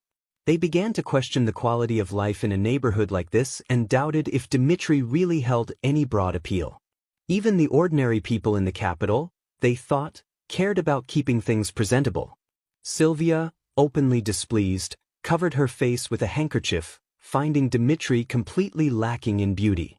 Flora, noticing Sylvia's reaction, began to understand more about her background.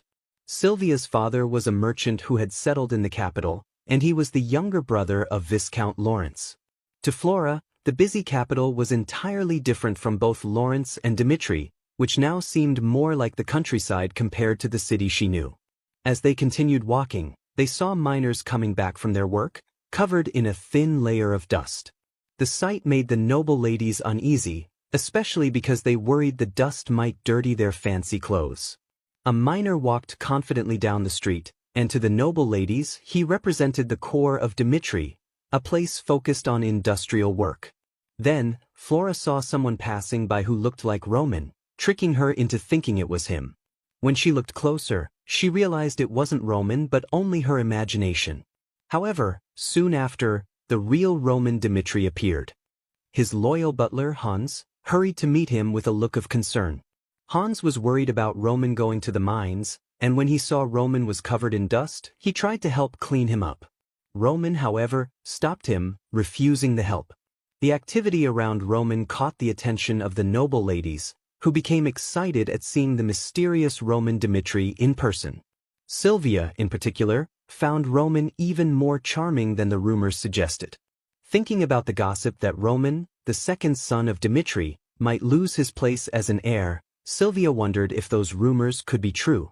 In her opinion, no family would make their heir work in the mines if he was destined to lead. Sylvia suggested to the other noble ladies that they visit Roman before the evening party. With a growing sense of excitement, the group approached Roman. Sylvia introduced herself first, saying she was Sylvia from the Lawrence family. Sylvia thanked Roman warmly for helping her family when they needed it most. She was genuinely grateful and said he was just as amazing as people said he was. Roman, in response, humbly acknowledged her praise and then excused himself, leaving with his loyal butler, Hans. Sylvia was surprised by how quickly he left, and Flora, who was watching, couldn't help but laugh at the unexpected scene. On their way, Hans asked Roman if he still planned to attend the upcoming party. He suggested Roman rest a little before joining. Roman hesitated, explaining that he preferred being around people who genuinely appreciated him. Seeing the noble ladies mock Dimitri's mining industry had made him rethink going to the party. Hans, still concerned, asked how long Roman had worked in the mines and wondered if the Lord had ever directly told him to. Roman then explained what Dimitri was truly about, a land known for blacksmithing and iron mining. He described how miners work hard to dig out iron ore, saying this was the essence of Dimitri. Roman wanted to share in the people's experience, knowing that just talking about it wasn't enough to understand their reality. This sincerity impressed Hans, who felt touched and reflected on how much Roman had grown over time. The scene shifted to Dimitri's training grounds, where soldiers were practicing under the guidance of Chris. Roman valued Chris's experience from the war against Barco, knowing it had earned him the soldiers' respect and loyalty. Along with the magical training Roman had given them, Chris also incorporated Azura cultivation techniques and Azura sword skills. This approach helped Roman reach his potential as an aura user, proving to him that knowledge and training were vital to mastering power.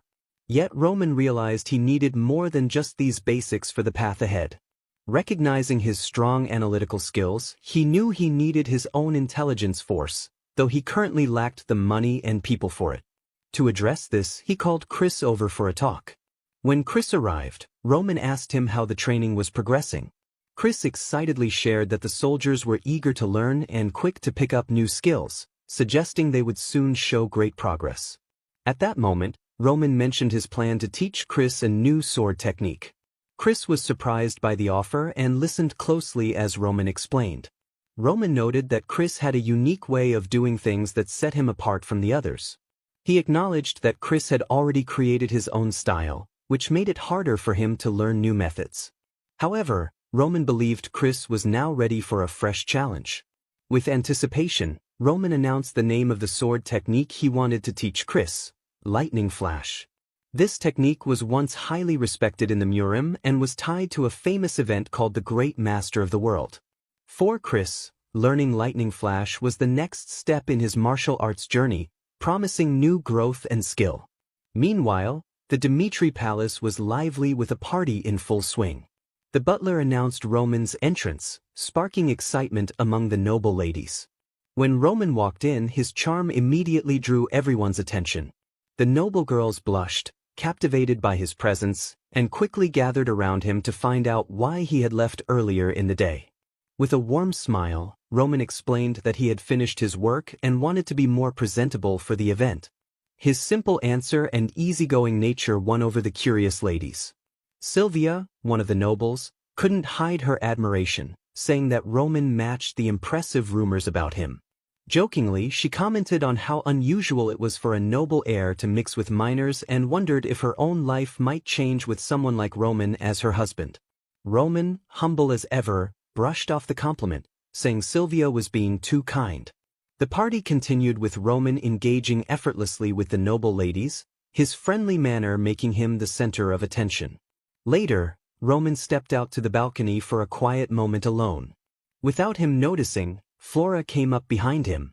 She praised Roman's social skills, surprising him, as she had always seen him as someone uninterested in relationships.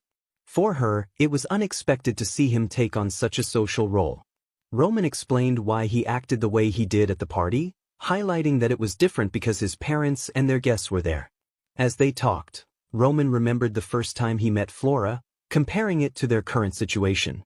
Flora recognized his point, tossed her hair back, and showed that she understood better now.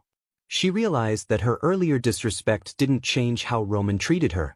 Curious about his steady behavior, Flora wondered about the life experiences that shaped his strong beliefs. She was also puzzled by Roman's sudden interest in mining that day. To her, it seemed strange for a future leader to work in the mines, as it didn't seem to match the usual duties of someone in his position. Interested, she asked Roman why he chose this unusual path. Instead of answering directly, Roman turned the question back to her, making her think about how the Lawrence family had become successful. Surprised by the question, Flora mentioned that people believed the family thrived because of their fertile land and good crops. However, Roman revealed a different story. The Lawrence family got rich through business. They sold or traded their own produce, which helped them rise in status. This new information gave Flora a fresh perspective, especially when Roman pointed out that Viscount Lawrence's brother had become a merchant in the capital. Flora was shocked by this revelation and Roman's knowledge of Dimitri's background. She wanted to know how this related to Roman's time in the mines. Roman explained that Dimitri's roots were in the iron mines. The hardworking miners, who got dirty every day extracting iron ore, were crucial to Dimitri's success. Roman felt that spending time in the iron mines helped him understand and empathize with the miners. He believed it was important for someone with the Dimitrian name to recognize their struggles. Flora was taken aback by the depth of what Roman said and thought carefully about his words. Sensing he had overstayed his welcome, Roman decided it was time to leave. As he walked away, Flora was left alone, gazing at the sky with a smile and a new sense of clarity. Meeting Roman had helped her think more clearly and made her feel ready to make a decision. The story moved to a few days later when Flora was leaving Lawrence for the capital.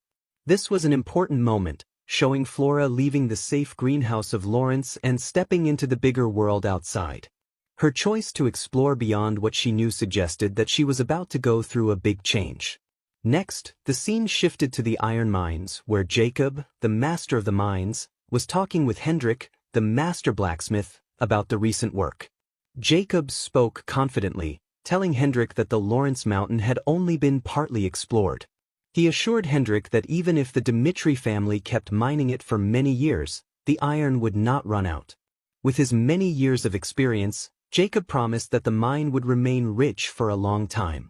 Hendrik, curious about recent rumors, asked Jacob why Roman Dimitri had been acting differently and spending time in the mines over the past 2 weeks. Hendrik felt there was a strange quietness lately that he couldn't explain.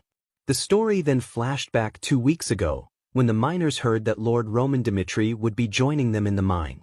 Some miners thought he would just come to check things out and leave quickly. Morkan, a seasoned miner, was doubtful and said that Lord Dimitri had lost his touch. He believed that if Baron Dimitri wanted to teach his successor, he should have started much earlier. Morkan argued that Baron Dimitri had always supported blacksmiths and had ignored the miners, who were crucial to the Dimitri family's success. He pointed out that the three Dimitri heirs had learned about iron forging from a young age but had never bothered to learn about mining. To him, this showed that miners were treated unfairly. While some of the other workers thought Morkan's view was a bit extreme, he firmly believed in it. He insisted that the Dimitri family's success came from the iron mine, even though the blacksmiths got all the recognition. Morkan was sure that Roman had been forced to do mining work against his will, but he still didn't plan to show any respect to Roman. He gathered his fellow workers and declared that they would show Roman how tough mining really was. When Roman finally arrived at the mines, Morkan took the lead in introducing everyone and announced that Roman would be working with the miners starting that day. Morkan stressed that safety was the most important thing and told his workers to keep it in mind. As everyone went back to work, Roman noticed that the miners were ignoring him. He was not bothered by their lack of interest and chose not to let it get to him. In the background, the city of mining Dimitri stood tall, making Roman think about the complex lives of the people, the power struggles happening, and how he could help this land. Roman imagined understanding everything about Dimitri, thinking about how he could use this knowledge in his future plans. As the workers began their daily tasks, Roman watched them work together in a steady rhythm. The workers moved with a smoothness that showed they were well organized. Every job, from digging the earth to moving materials, was done carefully, showing they were used to this routine. Roman found himself thinking about the details of their work. He noticed how the workers shared their tasks evenly. As Roman observed this busy scene, his thoughts turned to the famous Dimitri ironwork. He wondered if its fame was just because of the skilled blacksmiths. The real secret, he thought, was the high-quality iron ores they had. Dimitri's success was partly built on having the best ores. Unlike other places struggling with losses from selling iron, Dimitri seemed to avoid those problems. Roman figured out that Dimitri thrived because it handled all the processes itself. The estate kept a big share of the money that other places lost during complicated trades. The smooth cycle of getting or processing it in the forge, and then selling it was a self-sufficient system that helped make Dimitri wealthy. This way of working had supported the estate for many years. A key part of Dimitri's economic strength was its ability to supply and sell materials within its own borders. Its location in a city full of blacksmiths made the estate even richer. The focus on having resources flow easily inside Dimitri was crucial to its success. Roman was amazed at how carefully the business worked, with every step planned out to keep Dimitri as the leading name in ironwork. As he thought about all this, he realized how much wealth Dimitri had built up over the years, which was more than he had expected. This was a sign of the lasting success of Dimitri ironwork. His peaceful thoughts were interrupted by Morkan, an experienced manager of the mining operations. Morkan's rough personality showed he was in charge as he scolded Roman. This was not a place for casual talking, it was a place for hard work. Morkan made it clear, focus on your tasks or leave. Roman realized he had been distracted, so he apologized to Morkan and promised to focus on his work. Days turned into a week, and the hard work continued. Roman found himself working alone, even though he was busy. During lunch breaks, he noticed that the workers rarely talked to each other, and when he tried to join in, they were not very open. There was an unspoken sense of territory among the workers. Amid this quiet situation, Morkan approached Roman with curiosity in his eyes. He had a question that had been on his mind all week. Why was Roman, a newcomer, working in the mines when even Rodwell, the strong second-born son of Dimitri, had never been seen in the iron mines? Roman, who was the eldest son of the Dimitri family, was pretending to be a successor in training. To Morkan, who was an experienced overseer of the mining operations, it seemed like Roman was not taking the hard work of mining seriously. This made Morkan pay close attention to everything Roman did. However, Morkan was surprised to see that Roman was not lazy at all. In fact, Roman worked with such enthusiasm that he impressed even the tough overseer. He consistently met and often exceeded his work goals, becoming a valuable member of the mining team. The mystery of why Roman was in the mines deepened when a servant from the castle mentioned that Lord Dimitri had not told young Master Roman to work in the iron mines. This hinted that Roman had chosen to take on this tough job on his own. Morkan, still unsure of Roman's motives, decided to ask him directly. In their conversation, Roman asked Morkan if he wanted to hear an idealistic or a realistic answer. Morkan suggested that Roman should give both. So, Roman started with his idealistic view. He talked about wanting to truly understand the lives of the people in Dimitri. He saw the city as a mining center and felt a genuine curiosity about the daily struggles of the workers in the iron mines. He wanted to experience firsthand what it was like to be part of the labor force that was essential to Dimitri's success. In response, Morkan questioned why Roman felt this personal journey was necessary. Roman firmly believed that as long as he had the Dimitri name, he had to learn about the lives of the people who helped make the city rich. He felt it was his duty because of a sense of connection and responsibility. Carmen, who was watching their conversation, thought Roman's idealistic answer showed the noble qualities that people wanted to see in their leaders. His response connected with how the public viewed nobility and its responsibility to the people. However, Roman's story took an unexpected turn when he shared a more realistic answer.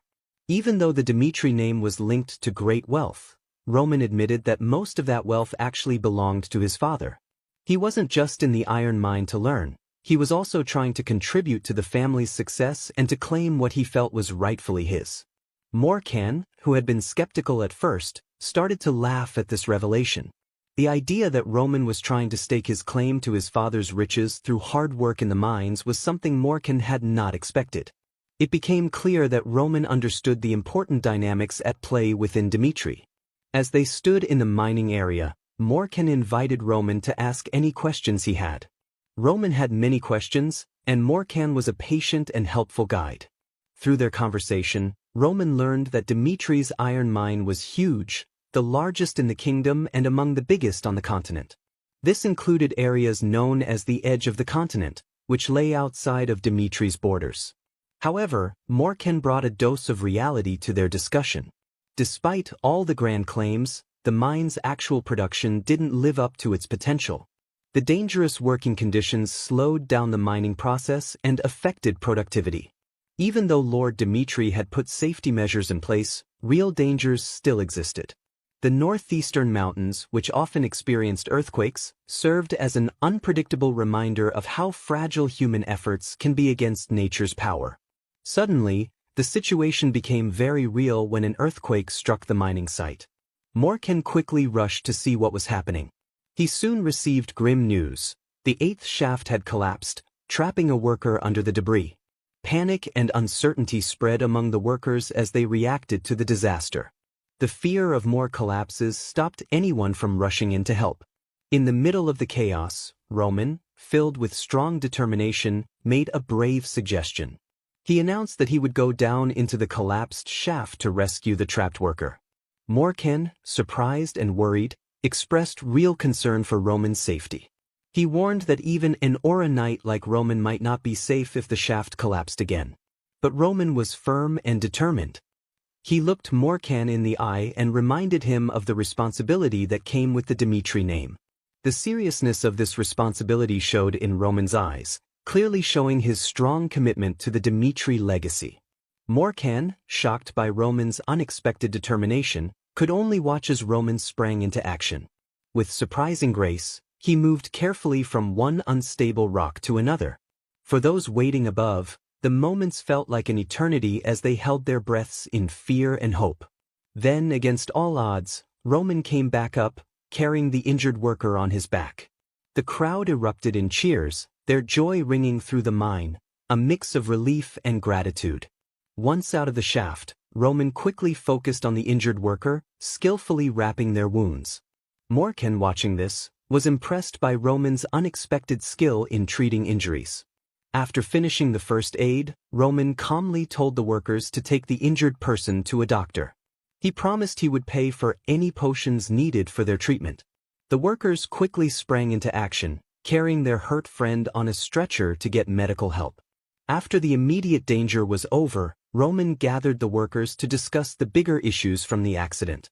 He recognized that many people saw such accidents as a normal part of mining, feeling helpless when disasters struck suddenly. But he also offered a little hope.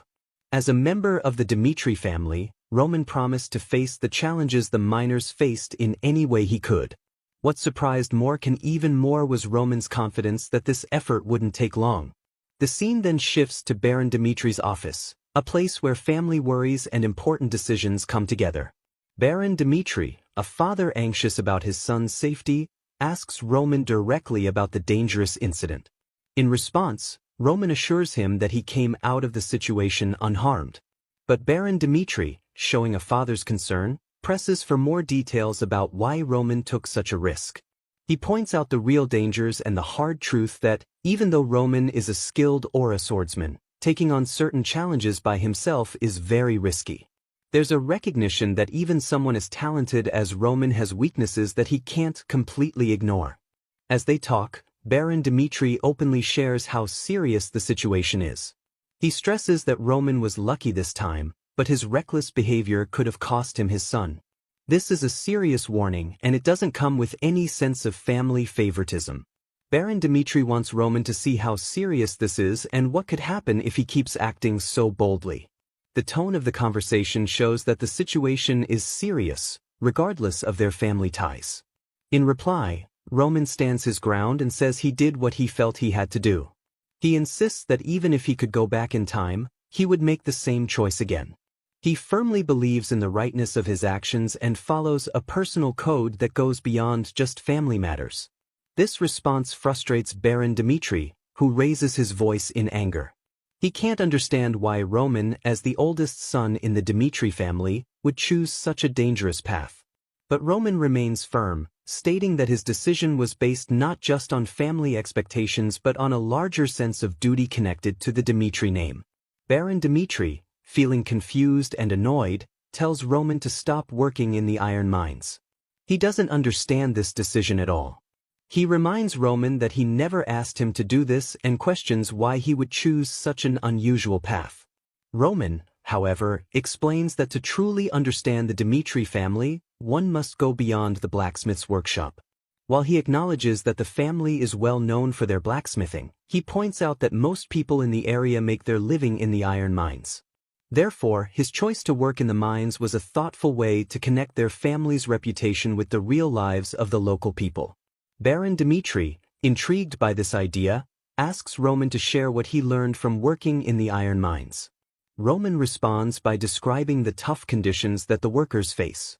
He emphasizes his father's genuine concern for the workers' treatment and safety in the iron mines. Baron Dimitri is respected by everyone, even the workers who toil hard. But no matter how much they try to keep things safe, the risk of danger is always there. The workers live with the worry that the ground might shake and cause the mine to collapse. After such incidents, Baron Dimitri admits that there are real dangers, and he understands that being prepared can't completely stop bad things from happening. Roman, who is clever and resourceful, suggests a way to reduce the risks, using magical artifacts. He believes these enchanted items can make the mine safer. Baron Dimitri agrees that the artifacts might help but questions whether it is practical because they would be very expensive. Roman, however, is not discouraged by the costs. He talks about how the benefits could be much greater than just safety. Roman introduces the idea of opportunity cost, explaining that while buying the magical artifacts would cost a lot upfront, the increase in iron or production could make up for it. He imagines a situation where safety improves and new mines can be developed without problems. This is a smart plan that aims to turn a cost into a long-term investment. Additionally, Roman suggests creating a special team dedicated to safety. This team could work hard to lower risks and improve safety overall. He also proposes using some of the extra profits to help the workers, creating a plan that not only protects lives but also improves the well-being of those who contribute to Dimitri's success. At first, Baron Dimitri is unsure, but he becomes interested in Roman's detailed approach. He sees that Roman has thought things through and recognizes the chance for a big change in how the mines are run. Curious about the next steps, Baron Dimitri asks Roman for specific details, such as how much money would be needed and what proof there is for this idea. This moment is important, showing how family issues mix with money and social concerns, highlighting the delicate balance needed to manage Dimitri's lands. Meanwhile, the story expands to the wider Miram world, where there is a clear divide between the strong and the weak. In this complex system of power, two groups are known for their skill in gathering information: the Beggars sect and the Ignoble clan. The Beggars sect listens to people's stories through beggars spread all over the world to collect information. The Ignoble clan works with groups that are socially vulnerable, using their connections to gather important information. Roman decided to go into the iron mines instead of becoming a blacksmith. He wanted to learn more about the Northeast region. With his father's money and a strong team, Roman planned to make Ignoble clan the top source of information in their world. However, he knew he needed to grow this effort. While Ignoble clan would be powerful in the Northeast, Roman understood that they had to reach out to other areas as well. To collect information effectively, he realized his current team was not enough. He needed someone skilled at gathering and organizing data. He also wanted to build better relationships with the higher-ups in Dimitri to support this goal. The story then shifted to Dimitri's training ground, where Chris called the soldiers together for an important announcement. He shared Roman's gift, training in how to use mana and swordsmanship. The soldiers were surprised by this news but soon recognized its importance. Chris addressed any doubts about the mana training, stressing its true value beyond what people might think. Lucas, one of the soldiers who initially questioned this training, thought Roman might just tell them to do silly things to find treasure. But then Chris revealed the name of the mana method, Azura, which means the ghost of the battlefield in a faraway language. This made the soldiers see the training as something powerful and meaningful, not just a trick. As the soldiers started practicing the Azura method, Lucas, who had been doubtful, went through a surprising change. In just a few days, he felt more aware, noticing the wind against his skin like never before. The Azura sword method had 108 ways to fight an enemy, making it a complete and powerful technique. Lucas was shocked and couldn't believe the mystery behind Roman Dimitri. He kept asking himself, who is Roman Dimitri? While thinking this over, Lucas considered the unique skills that Roman had, the Azura and the Azura sword. If Lucas found himself with such special abilities, he decided he would keep that knowledge a secret, not just from his fellow soldiers but even from his family. Having lost all his wealth, Lucas understood how hard life could be. Despite the troubles and challenges in his life, training with the Azura method became a source of joy and strength for Lucas. It was during this time of reflection and personal growth that he discovered himself. The story then moved to Roman's office, where Lucas found the courage to share an important decision. Instead of joining the Information Guild, Lucas said he wanted to work with Master Roman. Roman thought that turning him down was not an option. Given Lucas's extensive experience with skilled mercenaries and his ability to build strong connections after facing many trials and life-changing experiences, Roman believed Lucas was the right person for the job. Lucas then told Roman that if he took charge of the Information Guild, he would have to leave Roman behind. During the war with Barco, Lucas had promised to dedicate his life to protecting Roman. He urged Roman not to send him away. Even though Roman recognized Lucas's talent, he couldn't help but ask him where he learned the aura skill and the Azura sword techniques. In response, Lucas admitted he didn't know, leading Roman to remind him of the gifts he had received as signs of loyalty. Intrigued, Roman asked Lucas how he saw him. Roman made it clear that he did not want blind loyalty. He wanted Lucas to understand the true cost of following him into battle and risking one's life. Wanting to dig deeper into loyalty, Roman asked what Lucas thought he could provide to someone who deserved more than Roman's soldiers. Surprised, Lucas wondered if there was anything more valuable than the aura method. Determined, he promised to obey Roman's orders and vowed to create the best information guild on the continent. Recognizing Lucas's sharp and logical thinking, Roman appointed him as the head of the Ignoble Information Guild. The scene then shifted to the iron mines, where miners joyfully welcomed Roman during his visit. Grateful for saving a miner's son, the workers showed deep appreciation, and one even pledged his life to serve Roman if needed in the future. Roman expressed his gratitude and looked forward to working together in the future. From that day on, public opinion about Dimitri shifted in favor of Roman, creating a situation that annoyed Baron Romero. A month had quickly passed since the battle with Barco, and now, members were gathered in the halls of Dimitri's house for an important meeting. The atmosphere was heavy with the weight of recent victories as an elderly man, likely a respected member of the council, spoke to the group. House Barco, once a powerful enemy, was now destroyed. An old man, whose voice showed his wisdom, said that no one in the northeast could match Dimitri's strength. Even those who used to support Barco were now wanting to join Dimitri, who had become the strongest. The situation had changed, and the old man shared these updates with everyone around him. However, the news turned serious when he talked about a sensitive issue. Dimitri had previously decided not to negotiate with Barco's forces because they had been openly hostile.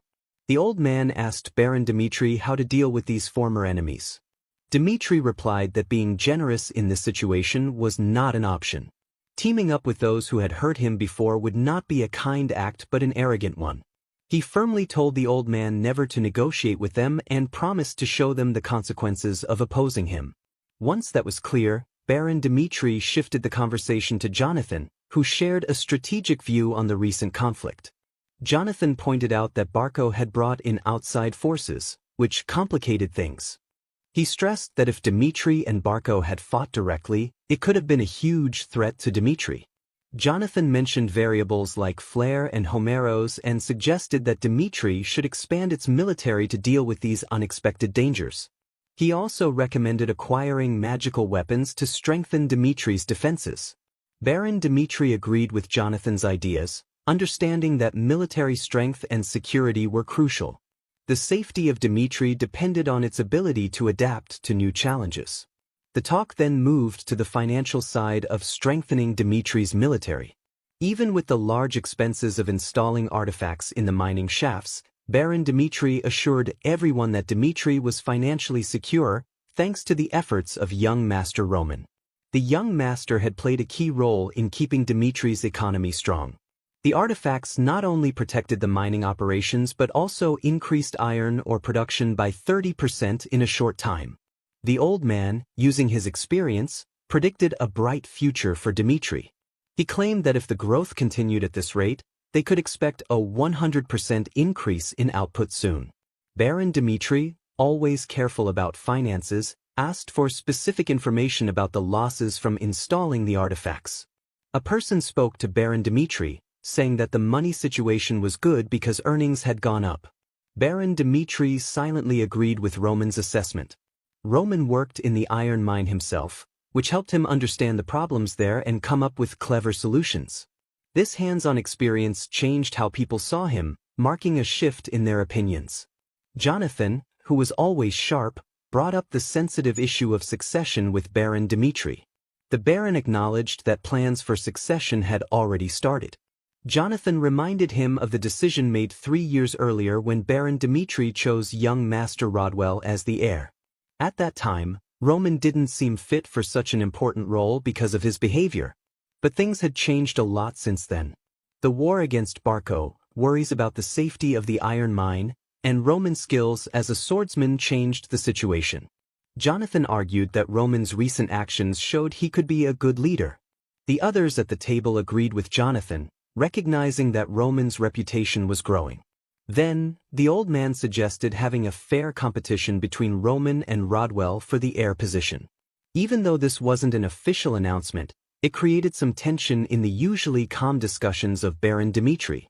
The Baron thought about the idea of a competition, considering Roman's quick rise compared to Rodwell's long-standing role as the expected successor.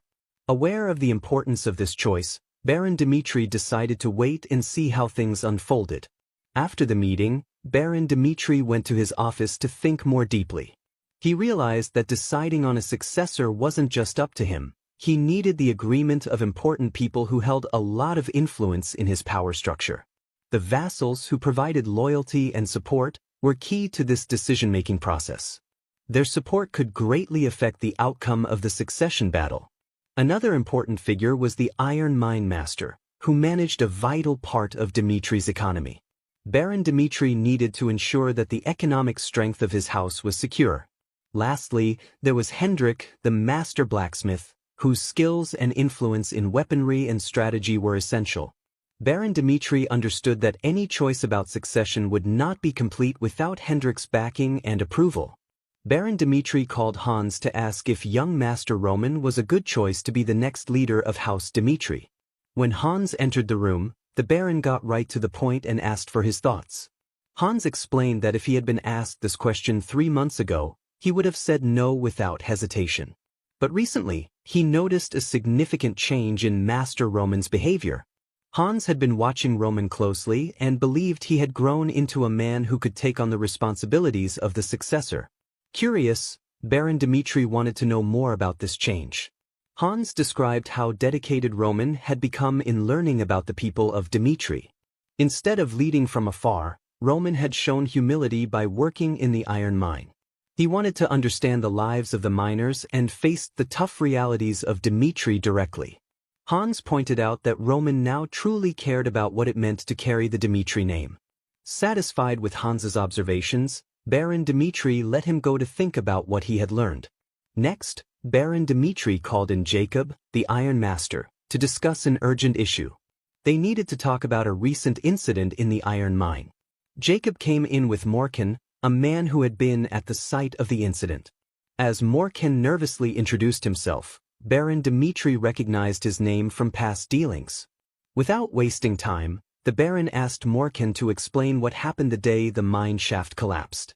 Morkan, feeling nervous, began to recount the events that took place just a week after Master Roman started working in the mine. The collapse trapped a worker underground, leading to a heated discussion among the miners about what to do next. Some were scared of another collapse and were hesitant to act, wanting to stick to the safety rules in the manual. In the midst of this confusion, young Master Roman stepped up decisively. Not afraid of the risks, he said he could save the trapped worker. Despite the disagreement around him, Roman went straight to the site of the collapse. In a brave and skilled move, he successfully rescued the trapped worker from danger. Morkan admitted that at first, he didn't think highly of young Master Roman.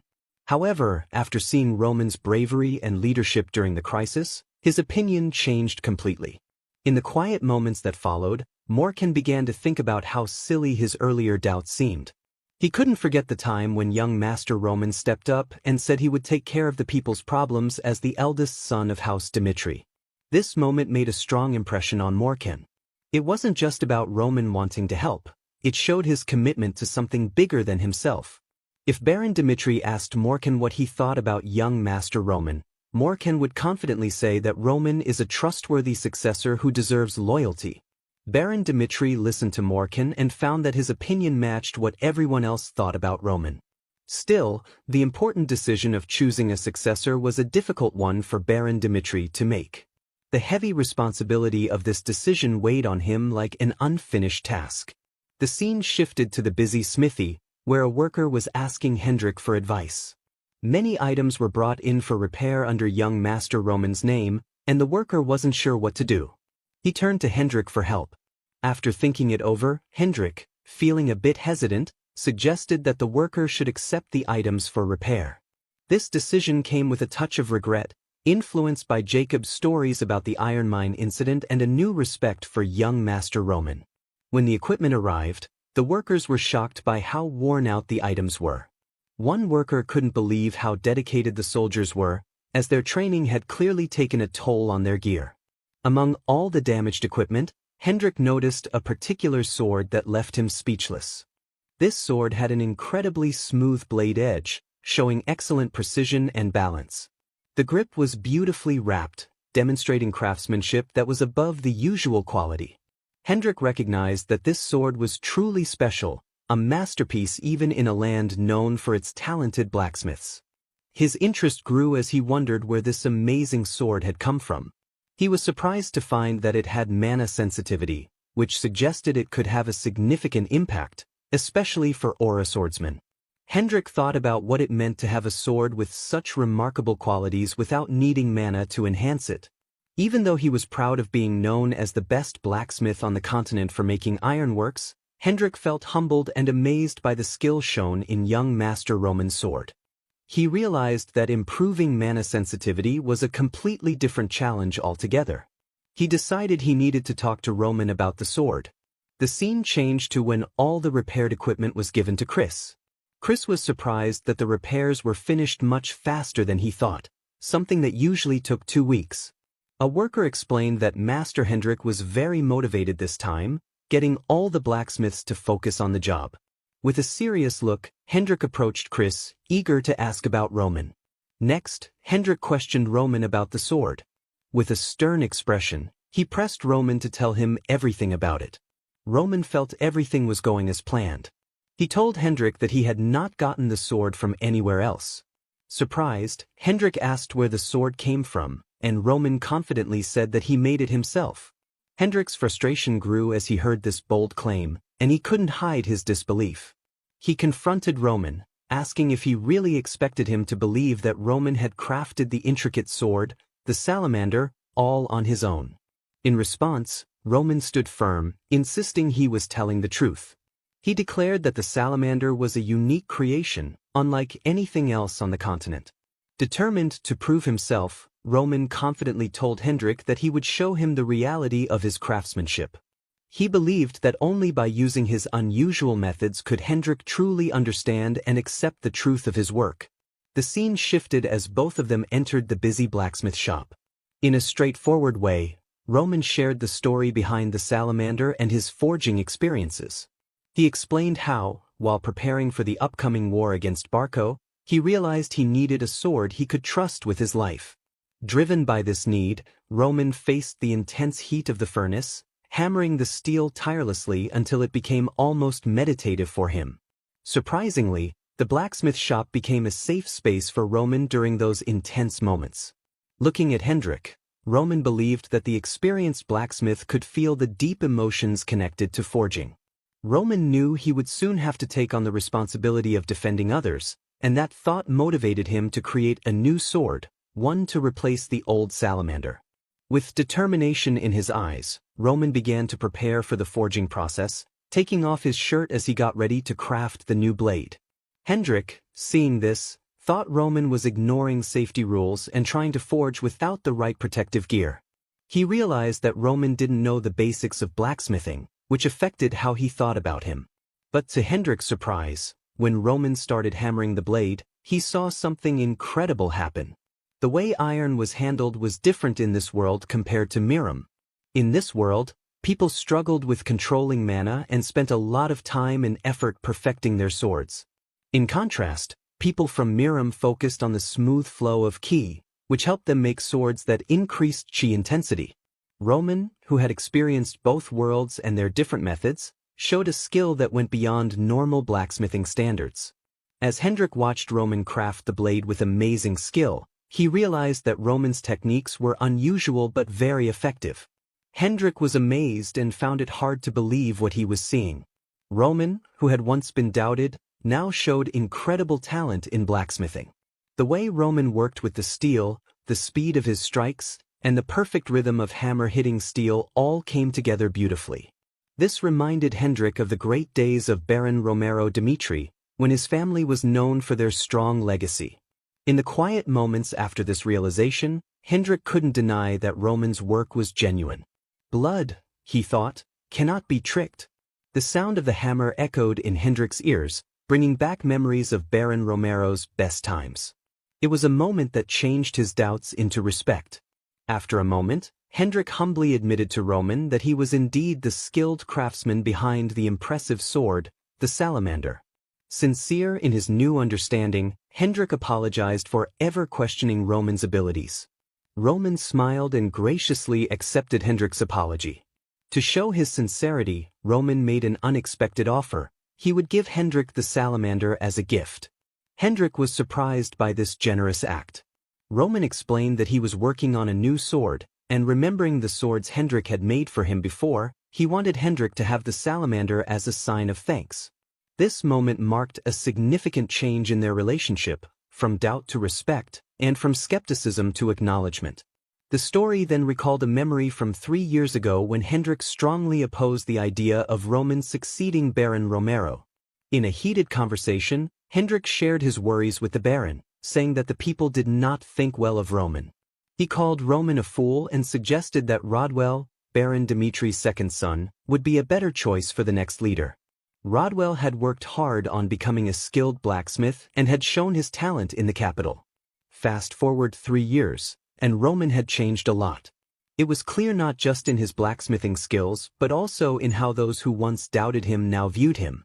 Baron Dimitri recognized Roman's growth, but he still worried that Hendrik might not fully support Roman as the rightful successor, even though Roman had clearly improved and had the skills needed. To the Baron's surprise and relief, Hendrik acknowledged Roman's abilities and claimed that Roman was better than any other candidate for the heir to House Dimitri. This news shocked the Baron, and he wanted to confirm it with Hendrik.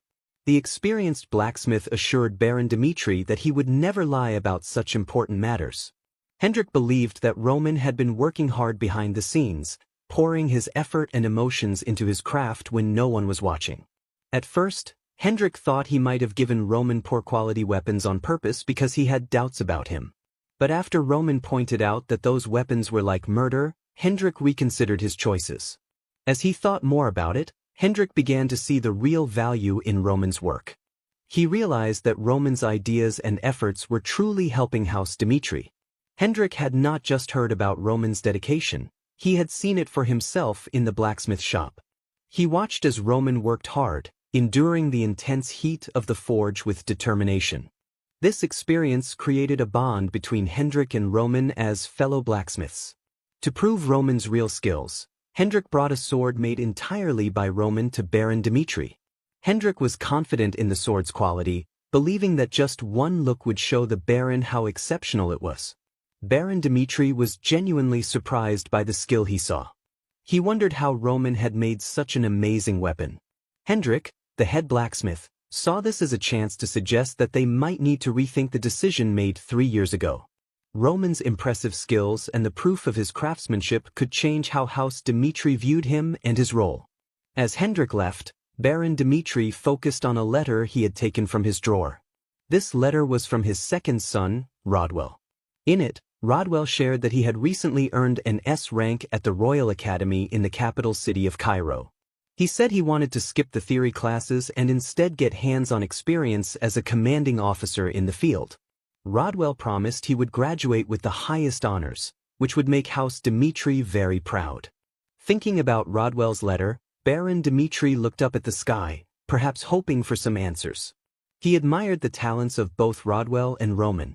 Even though Rodwell was known for his great abilities, Baron Dimitri realized that Roman's skills were even greater than those of his accomplished son. It dawned on him that Roman's exceptional talent could shine not just in Cairo, but across the entire continent. Baron Dimitri had a clear plan for the future. He believed that once Rodwell graduated, Roman would take on his role in military defense. After this change, Baron Dimitri planned to announce the Battle of Succession, an important event that would decide the future of House Dimitri. The air was filled with excitement about these upcoming moments. A few days later, Willis, a priest from Valhalla, arrived in Dimitri. When he entered the noble house, Baron Dimitri welcomed him warmly and introduced himself. Willis had heard rumors about Roman's incredible achievement of defeating Homer and wanted to confirm it by meeting Roman himself. The unusual nature of this victory raised questions about whether Roman's accomplishments should change his rank.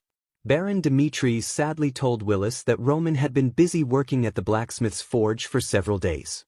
Understanding how important Willis's question was, Baron Dimitri suggested that Willis take the day to relax and set up a meeting with Roman for the next day. He also invited Willis to explore Dimitri while he was there, encouraging him to see the unique features of their estate. Willis accepted the Baron's suggestion and followed Hans, a guide chosen for this task.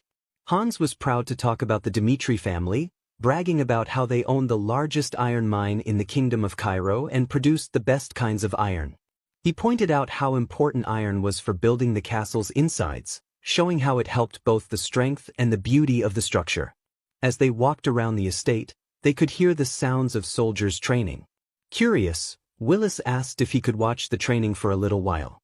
Hans, happy to show off the military skills of House Dimitri, agreed. They went to the training area, where two soldiers, Kevin and Pucky, were having a practice match. Willis was amazed by what he saw. Both soldiers had a special ability called aura, a type of energy that made their fighting skills unique. This surprise left Willis stunned. The use of aura made these soldiers stand out and took their training and fighting skills to a whole new level. As Willis took in the scene, he began to understand how special House Dimitri was, especially since none of the 30 men Roman had chosen as soldiers had the sought-after skills of an aura swordsman. Things changed when Roman casually mentioned that Pucky seemed to have a natural talent for martial arts. Willis was confused by this mysterious comment. However, within just a month, Pucky unexpectedly showed he could use aura, surprising everyone. This important moment changed how the soldiers approached their training. Faced with the new challenge of aura, they all felt a strong determination to overcome it. The soldiers, now motivated, began working hard not just to improve their fighting skills but also to test their own limits, even if it meant putting their lives at risk. This change was clear in a practice match between Pucky and Kevin. Both fighters showed skills that made them look like experienced aura swordsmen. This surprising performance caught the eye of Willis, a priest from Valhalla, who was completely shocked by the talent on display in the training area. Willis couldn't understand the depth of this sudden change and wondered if all the soldiers had a similar style of sword fighting, amazed by how good they had become. To Willis, watching these soldiers from the faraway region of Dimitri felt like seeing a smaller version of the strong Valhalla Empire. He was confused by the difference between the soldiers' skills and how people viewed Dimitri as just a rural area. This made him wonder when and how Dimitri became so powerful. He was with another judge who was also surprised and thought these soldiers might be part of the famous Dimitri Knights, a group linked to Baron Romero. However, Hans surprised them both by explaining that these soldiers were not from the Dimitri Knights. Instead, they were personal soldiers of young Master Roman, which shocked Willis even more. Willis found it hard to believe that these aura swordsmen were just ordinary soldiers. He asked if they had joined because of big money offers or if they were training to become knights. Hans, surprised by Willis's questions, shared the interesting backgrounds of Kevin and Pucky. Kevin used to be a commoner, and Pucky was a C-rank mercenary who had only recently become aura swordsman under young Master Roman's training. This showed how talented Roman was at spotting potential and helping others grow strong. Hans stressed how important Roman was as the heir of the Dimitri family. He described Roman not just as a fighter, but as an inspiring leader who could find and develop talent very well. To Hans, Roman was more than just an heir, he was a great asset to the Dimitri legacy. Willis was still trying to understand the surprising information he had learned and questioned who Roman Dimitri really was and what he could do. Excitement filled the air as Willis looked forward to finally meeting Roman. The next day arrived, and Willis sat at a table deep in thought about Roman, whom he saw as a mysterious figure, like a hidden dragon yet to show his true power. Willis wondered if Roman had earned his position through real talent or if he was just a hero because of past victories. When the door opened and Roman walked in, Willis was filled with curiosity. The mood in the room changed as Roman entered confidently. Willis noticed Roman's eyes, which had a naturally downward shape that showed quiet self-assurance. To Willis's surprise, Roman had a relaxed expression, seeming completely comfortable in the moment. Willis realized that Roman was a man used to being strong. As Roman came closer, introduced himself, and sat down, Willis took the chance to ask about the rumors about Roman's fighting skills. The big question was whether Roman had really beaten Homeros in a battle. Roman simply said yes. Willis wanted to make sure Roman understood how important this achievement was. He told Roman that Homeros wasn't just any fighter, he was ranked 49th and was expected to rise even higher, being a 4-star fighter. Yet, at just 25 years old, Roman had defeated him. To Willis, this victory was more than just winning. It made Roman seem like a genius, possibly the greatest fighter in Cairo's history. However, it seemed that Roman didn't fully realize how significant his accomplishment was.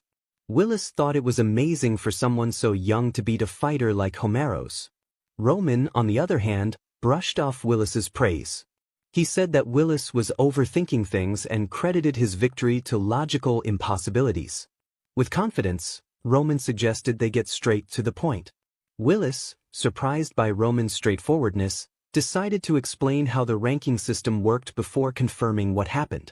In the complicated world of battle rankings, Willis explained, there are official and unofficial battles. Official battles require defeating an opponent while a Valhalla Temple observer is watching.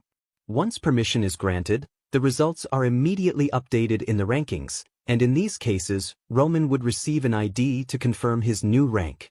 But in unofficial battles, if a ranked fighter is suddenly defeated, the rankings are reshuffled after a year. Roman wouldn't get to claim the rank of the fighter he beat in an unofficial battle. The thought of Roman possibly earning the lowest rank by proving himself in an unofficial battle made the atmosphere feel tense. A smile of victory appeared on Roman's face as he considered the chance of reaching rank 100 by showing his strength in such a fight. Willis, who was guiding him through this process, reminded Roman that the Valhalla Temple needed first-hand proof, emphasizing that they trust what they can see to confirm a winner's qualification in unofficial battles. Willis then brought out an aura gauge, a tool that would help determine if Roman was eligible. He explained how simple the verification process was, stressing that if Roman met the standards set by Willis using the aura gauge, he would be considered qualified and would receive the lowest rank. In official matches, players quickly prove their rank with an ID check, but in unofficial battles, the confirmation takes longer. Valhalla was careful about this because rank 100 players attract many challengers looking to make a name for themselves. Curious about why people want to rank up, Roman asked Willis for his thoughts. Willis, eager to help Roman improve his reputation as a swordsman, expressed a wish for Roman's name to be known worldwide. He asked Roman if it was worth risking everything for fame, even without clear rewards. Roman, still smiling, suggested a different plan. He could defeat a higher-ranked opponent in an official match. Willis, surprised by this idea, agreed that official matches are the best way to prove oneself but explained that starting one is complicated. The northeastern area of Cairo had no rankers, making it impossible to set up an official ranking battle. Roman realized that finding suitable opponents nearby would be tough, so he got ready for the upcoming test. Willis explained how the test would work. The aura gauge looked simple, but it was crucial for figuring out Roman's rank. By pouring mana into it, the gauge would change color, showing Roman's strength visually. Willis clarified the color meanings: red for 1 star, orange for 2 stars, yellow for 3 stars, and green for 4 stars and higher. Because Roman had previously defeated a strong 4-star swordsman, the expectations were high. To pass, he needed at least a 3-star, yellow, on the aura gauge. Knowing what he needed to do, Roman confidently approached the device, eager to show his skills. As he thought about the differences between this world and the Miram, Roman noted how important mana was here and how tools like the aura gauge assessed a martial artist's abilities. He wondered about the mages in this advanced world. Were they similar to the sorcerers in Miram, or had they become superhumans, almost like gods? The power of magic in this world was something Roman knew he couldn't ignore. When Willis gave the signal to start, Roman recognized the differences in logic between the two worlds and wondered what would happen if he used his mana in the way this world required. He couldn't help but smile. It felt like a chance to test his limits and see how powerful this world's magic truly was. With determination, Roman began the test by pouring mana into the aura gauge. A powerful energy surrounded him, creating a bright purple aura that spread into the space around him. Willis, who was watching, was visibly shocked by this unexpected display of energy. As Roman continued to add his mana to the aura gauge, the room was filled with a surprising sight. Willis, who was in charge of this unusual test, could hardly believe what he saw as the gauge quickly changed from orange to yellow. This rapid change was unusual, especially since the normal measurement process took about 5 minutes. Even for a skilled 4-star swordsman like Roman, this unexpected result left Willis in disbelief. Roman, aware of the limitations of the testing methods in this world, decided to explore the techniques from the Miram, a place that had helped him develop his impressive skills. He started to pour mana into the gauge again, and this time he was able to change the gauge to green. However, his moment of victory was short-lived when the aura gauge, a highly respected item created by the continent's greatest minds, suddenly broke. This unexpected event left Willis confused as he tried to understand what the broken gauge meant. Willis explained how important the aura gauge was. It was carefully designed for accurate assessments and was made by channeling the mana of a sixth-star swordsman into it. The gauge was incredibly strong, and its colors went up to green, representing the highest level of achievement. Even if the mana exceeded its limits, the aura gauge was supposed to work without any issues. The fact that it broke was completely unexpected. When Roman asked if the gauge was defective, Willis, taken aback, struggled to answer. He remembered that just before the gauge broke, it had shown a bright green light. This realization made Willis rethink Roman's abilities. No longer just a hidden talent, Roman now appeared to be a fully developed monster, something Willis found hard to accept. This revelation had serious implications. Roman, as a swordsman capable of reaching 6-star rank, could be a major threat to the established order. Willis imagined the consequences not only for the Kingdom of Cairo but for the entire Salamander continent. Just having a warrior like Roman could change the current rankings and shake up the existing power structure. As Willis processed this new information, he realized how unusual the situation was. The broken aura gauge was something he had never seen before, which made him careful not to jump to conclusions. Feeling a sense of duty, he promised Roman that he would share the results soon. When he left the room, he felt a strong sense of urgency. Meeting Roman Dimitri had opened his eyes to the fact that there was a lot more to learn about this mysterious person. In Willis's office, a look of confusion crossed his face as he struggled to understand who Roman really was. Focused on his work, he started looking into Roman Dimitri's history. The records told a detailed story of Roman's life before he turned 25, showing a major change in him. The defeat of the Blood Fang and the fight against Barco were important parts of his story that highlighted his incredible growth. What struck Willis most was how dramatic this change was, a transformation that seemed almost unbelievable. Roman's skillful approach to challenges revealed a lot about his character. Willis found himself questioning how someone could change so much. Roman's ability to manage tough situations with skill and determination proved that he had strong resolve, even when facing danger. He showed incredible bravery, putting his life on the line to reach his goals. Willis was impressed not just by Roman's immense power, but also by his intelligence. The aura gauge, which was supposed to measure Roman's strength, was now a useless piece of equipment in Willis's hands. It confirmed that there were no abnormalities. The only reason for the gauge's unexpected break was the incredible power it had encountered. Thinking about this, Willis stood up quickly. He needed to report this strange situation right away. But just as he was about to act, he received a magical call that interrupted his thoughts. The voice on the other end was from the higher-ups at the Valhalla main branch. In a conversation that would change everything, Willis shared the new information about Roman Dimitri. They decided that Roman should be considered a target for recruitment. Willis discovered that the Valhalla Empire was not just a group of mindless fighters. They were clever strategists who understood the importance of being cunning. As their empire grew, they showed a deep understanding of how to use traditions like the ranking system to gain an advantage over others, proving they were more sophisticated than just brute force. Even with their small numbers, Valhalla could recognize those with talent who wanted to become rankers. Willis's boss recognized that it was important to recruit Roman Dimitri. The order was clear: raise Roman's evaluation to an A rank and find a way to bring him into the team. However, the boss emphasized the need for complete confidentiality. Bringing in people from other countries needed a careful approach so they could be integrated into Valhalla without anyone suspecting anything. As Willis listened to these instructions after learning about Roman Dimitri's ranking, he took his superior's directive seriously. He promised to tell Dimitri about the issue with the aura gauge.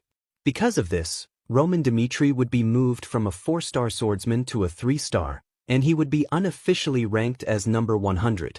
Willis thought about the possible consequences of this change, especially how it might shake up the complicated social scene in Cairo. The next day, as the sun rose, Willis's announcement spread through the city, creating a stir among the established norms. the youngest ranker had appeared, surprising everyone and challenging the usual way things were done. In Cairo, the news reached Marquis Benedict, a powerful figure in the central government. Sitting in his office, the Marquis read the report from his subordinate about Willis's visit to Dimitri, confirming that Roman was indeed a 3-star swordsman, and discussing the rumors about his victory at Homeros's peak. However, the Marquis felt some doubts as he heard about how Homeros had lost. There were rumors that he had been caught off guard and couldn't show his full 4-star aura. The Marquis was curious and asked about Roman's age, learning that he was only 25 years old. The fact that someone so young could have such impressive swordsmanship made Roman an exciting prospect, not just for his skills but also for the influence he could have in the outer regions. These events made Marquis Benedict think about the wider political situation. He wanted to know what other powers, especially the empires of Kronos and Valhalla, were doing. Learning that these two strong empires were quickly making strategic moves angered the Marquis. He wondered how they could approach Roman before the central government had established its position. At that time, Cairo was divided into 4 groups. The royal faction firmly supported the king and held strong power. The aristocratic faction, led by Marquis Benedict himself, had a lot of influence over the city's political matters. There were 2 main groups in Cairo, the pro-Kronos faction and the pro-Valhalla faction. Each group was influenced by foreign powers and their own interests. Marquis Benedict saw how urgent the situation was and quickly ordered someone to be sent to talk to Dimitri. The central government couldn't let Roman fall under the influence of the rival factions.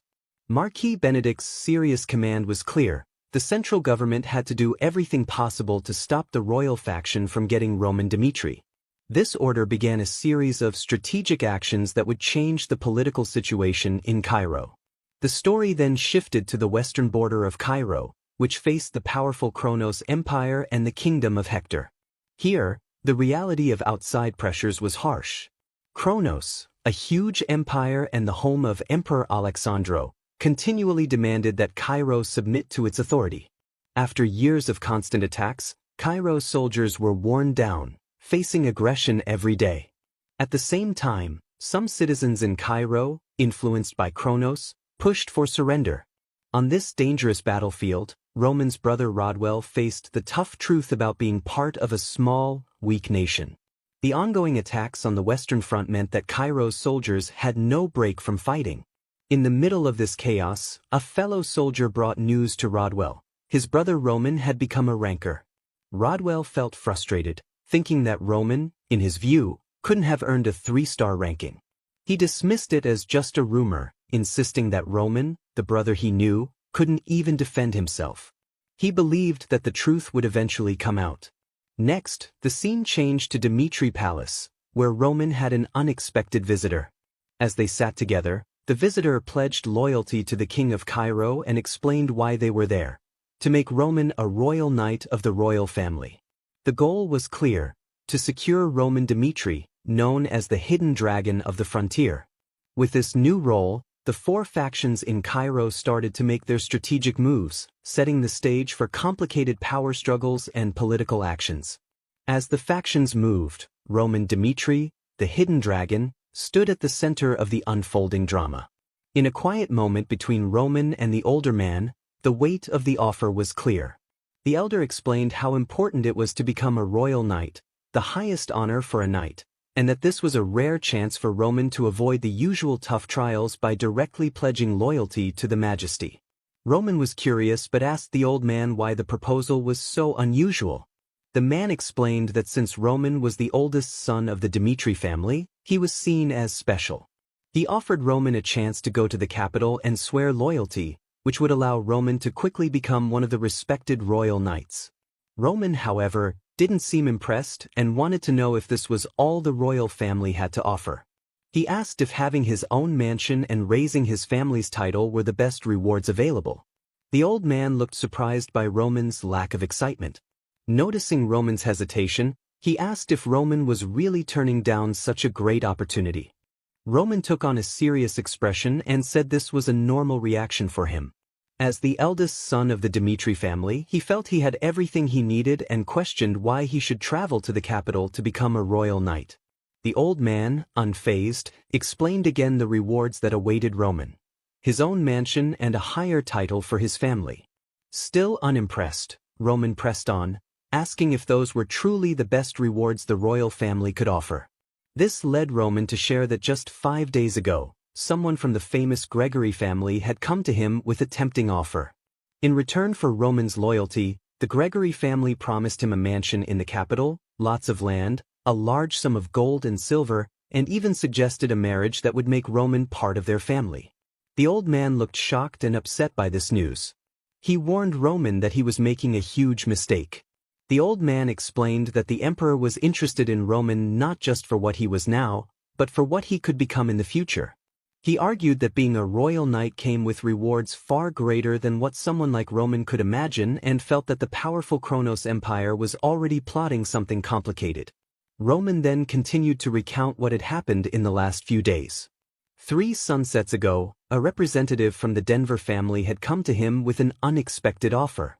The envoy talked about providing support, giving Roman hope in the uncertain path ahead of him. Last night, Roman met with someone from the Benedict family, and their offer was unusual and different from others. The conditions were better than those from other families, and there were 3 main points to it. However, Roman surprised the old man by saying that next month, he intended to make Dimitri, who is likely an important ally, independent. The old man thought this was a bad idea and urged Roman to join the royal faction instead, saying that the others were traitors who wanted to ruin the whole kingdom. Cairo's top swordsman and the knight commander of the royal knights was known for stopping the rebellion and keeping things under control. Still, the royal family was struggling with running the kingdom because they couldn't get important information. The old man realized it would be hard to convince the nobles in the small country of Cairo. He could only promise Roman a position as a royal knight and respectfully asked him to support the royal family. Roman, seeing a similarity to his own situation as the 12th son of the heavenly demon, didn't find the earlier offers appealing. He wouldn't say no to them, but he wouldn't say yes either. The old man felt hopeful because Roman didn't completely reject the offers. Roman then asked the old man to leave for the day and mentioned that he would wait until he was ready to pledge his loyalty to the royal family. With 4 offers and 4 refusals, Roman had no plans to side with any group. Expecting some conflict, he decided to take his time and keep his options open with all 4 factions. Outside, Roman is deeply focused on his training when a stranger comes up to him, greeting him. Roman turns to find a man named McKean, who, to his surprise, works for Valhalla's intelligence department.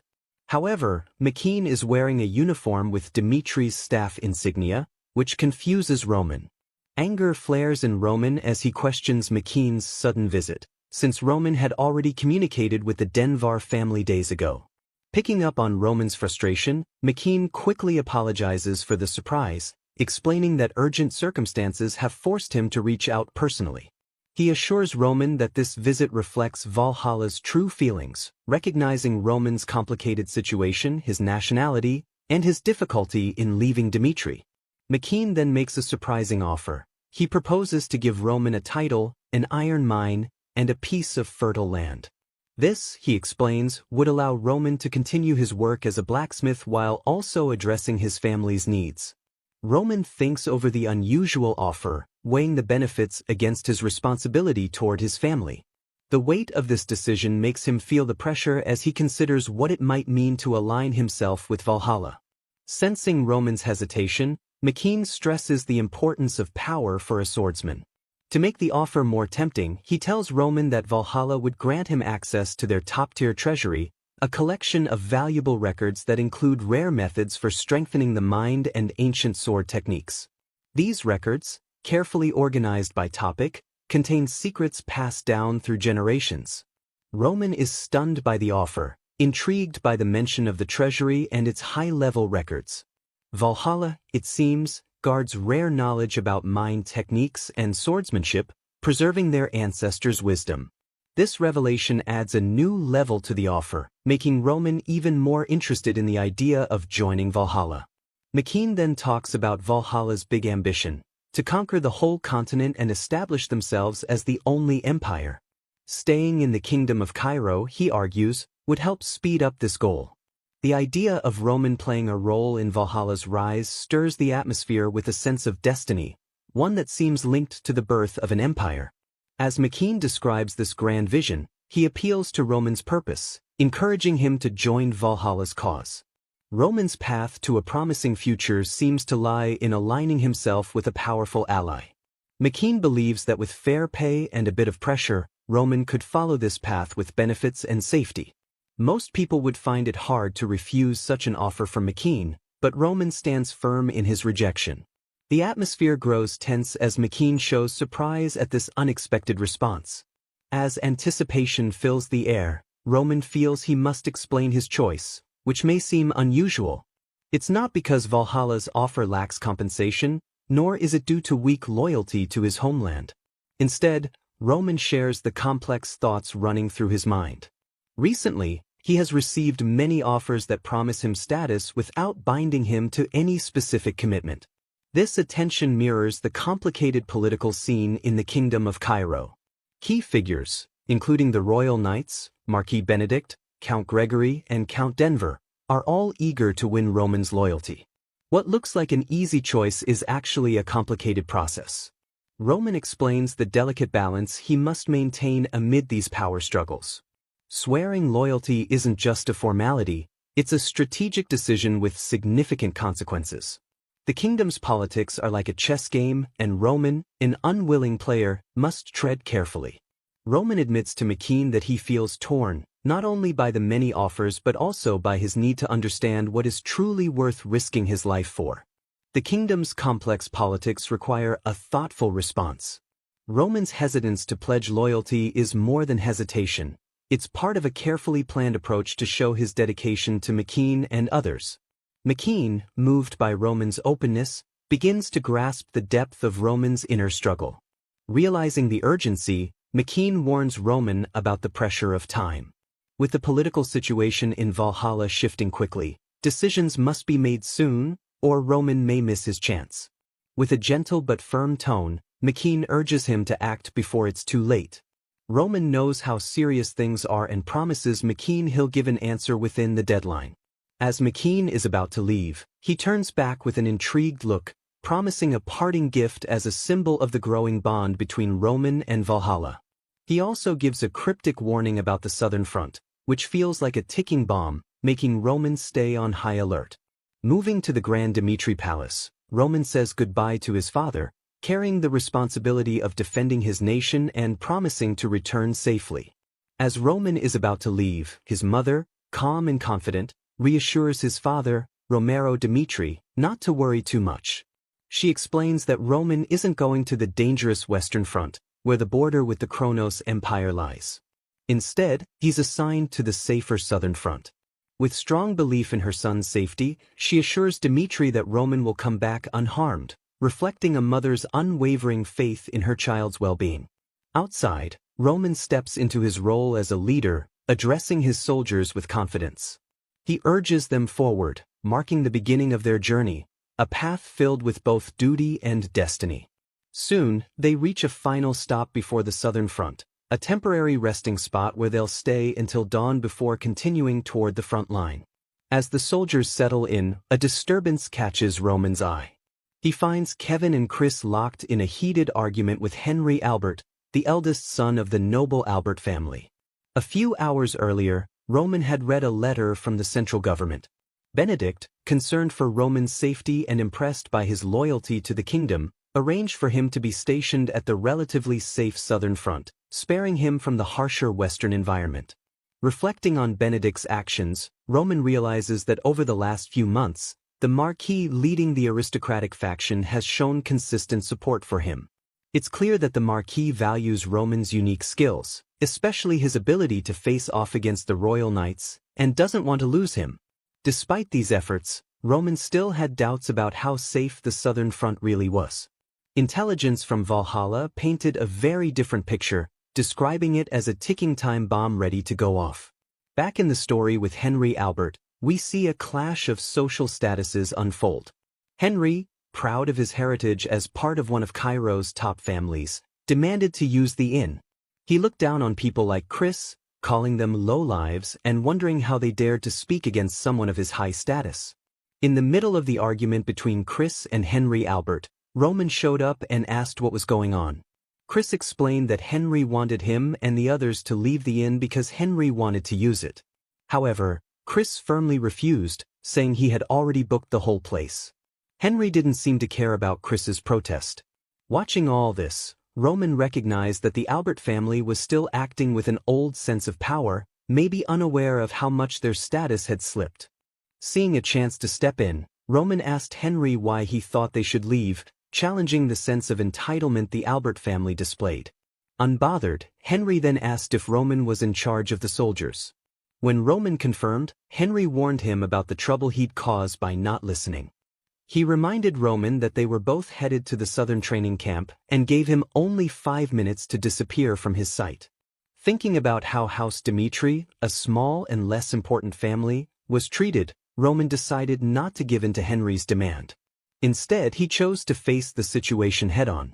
Roman drew his sword, making it clear he was challenging Henry to a duel. He suggested that if Henry could defeat him, he'd leave the inn without argument. Henry, surprised by this sudden turn, prepared to attack Roman. But before their swords could meet, Henry's own soldiers stepped in, holding him back. In a surprising turn, they started explaining who Roman was, showing Henry just how serious this situation was. The soldiers described Roman's impressive skill and told stories of how he'd risen to become the youngest-ranked fighter in history. They talked about his achievements in the war against Barco, mentioning how he had killed Baron Barco's eldest son in a direct fight. They portrayed Roman as a fierce, unstoppable force on the battlefield, a warrior with no mercy. Now, with this new understanding of Roman's strength, Henry stood frozen in his place, realizing he was facing a very dangerous opponent. The soldiers warned him about the serious consequences of dueling with Roman. They described Roman as a powerful fighter, someone not to be underestimated. Henry realized the risk he was facing, but quickly made an excuse, saying he'd forgotten a prior commitment. Trying to save face, he suggested they drop the issue. However, Henry still wanted to find a way to punish Roman, feeling that Roman had shown disrespect to House Albert. As Roman stepped right in front of Henry, Henry felt a chill and quickly moved to the other side of the room in fear. Watching him, Roman thought this kind of reaction might be typical on the Southern Front. That day, 3 people backed down just upon hearing Roman's name, showing the strong reputation he had built. Later, Roman spoke to the innkeeper, trying to understand the Southern Front's strange dynamics. The innkeeper, who had seen such reactions before, explained that the Southern Front was unlike the dangerous Western Front. Here, they had a friendly relationship with Hector, so noble sons, who couldn't avoid conscription, chose the Southern Front, nicknamed the Resort. Here, training was easy, without life-threatening risks, making it a comfortable place for nobles to complete their national duty without much danger. As Roman looked over a map, he remembered events from 48 days ago when scouts from the kingdom of Hector crossed the border. The scouts pulled back after confirming activity on the Southern Front but continued to watch from afar. Roman understood that Hector's intentions were uncertain. It wasn't clear if they were preparing for war. But based on what he knew, he believed the Southern Front wasn't as safe as people thought. A slight smile formed on Roman's lips as he sensed the inevitability of conflict, catching the familiar scent of blood in the air. The story then moved to the next day, where Viscount Bale Frank, commander of the Southern Training Camp, introduced himself. He explained that the camp was a basic training ground for soldiers assigned to the Southern Front. After 3 weeks of intense training, all noble recruits would join a reserve corps and finish their service on the Southern Front. This moment was an important step in their military journey. Speaking to the gathered noble recruits, Bale gave them a serious message, telling them to leave their titles behind when entering the camp. Here, everyone was simply a soldier with a duty to serve. Bale stressed discipline, warning them against breaking any rules. The punishment for disobedience would be deployment to the Western Front, which Roman thought was a fairly mild consequence. After this, Viscount Bale Frank, the commander in charge of training the noble recruits at the Southern Camp,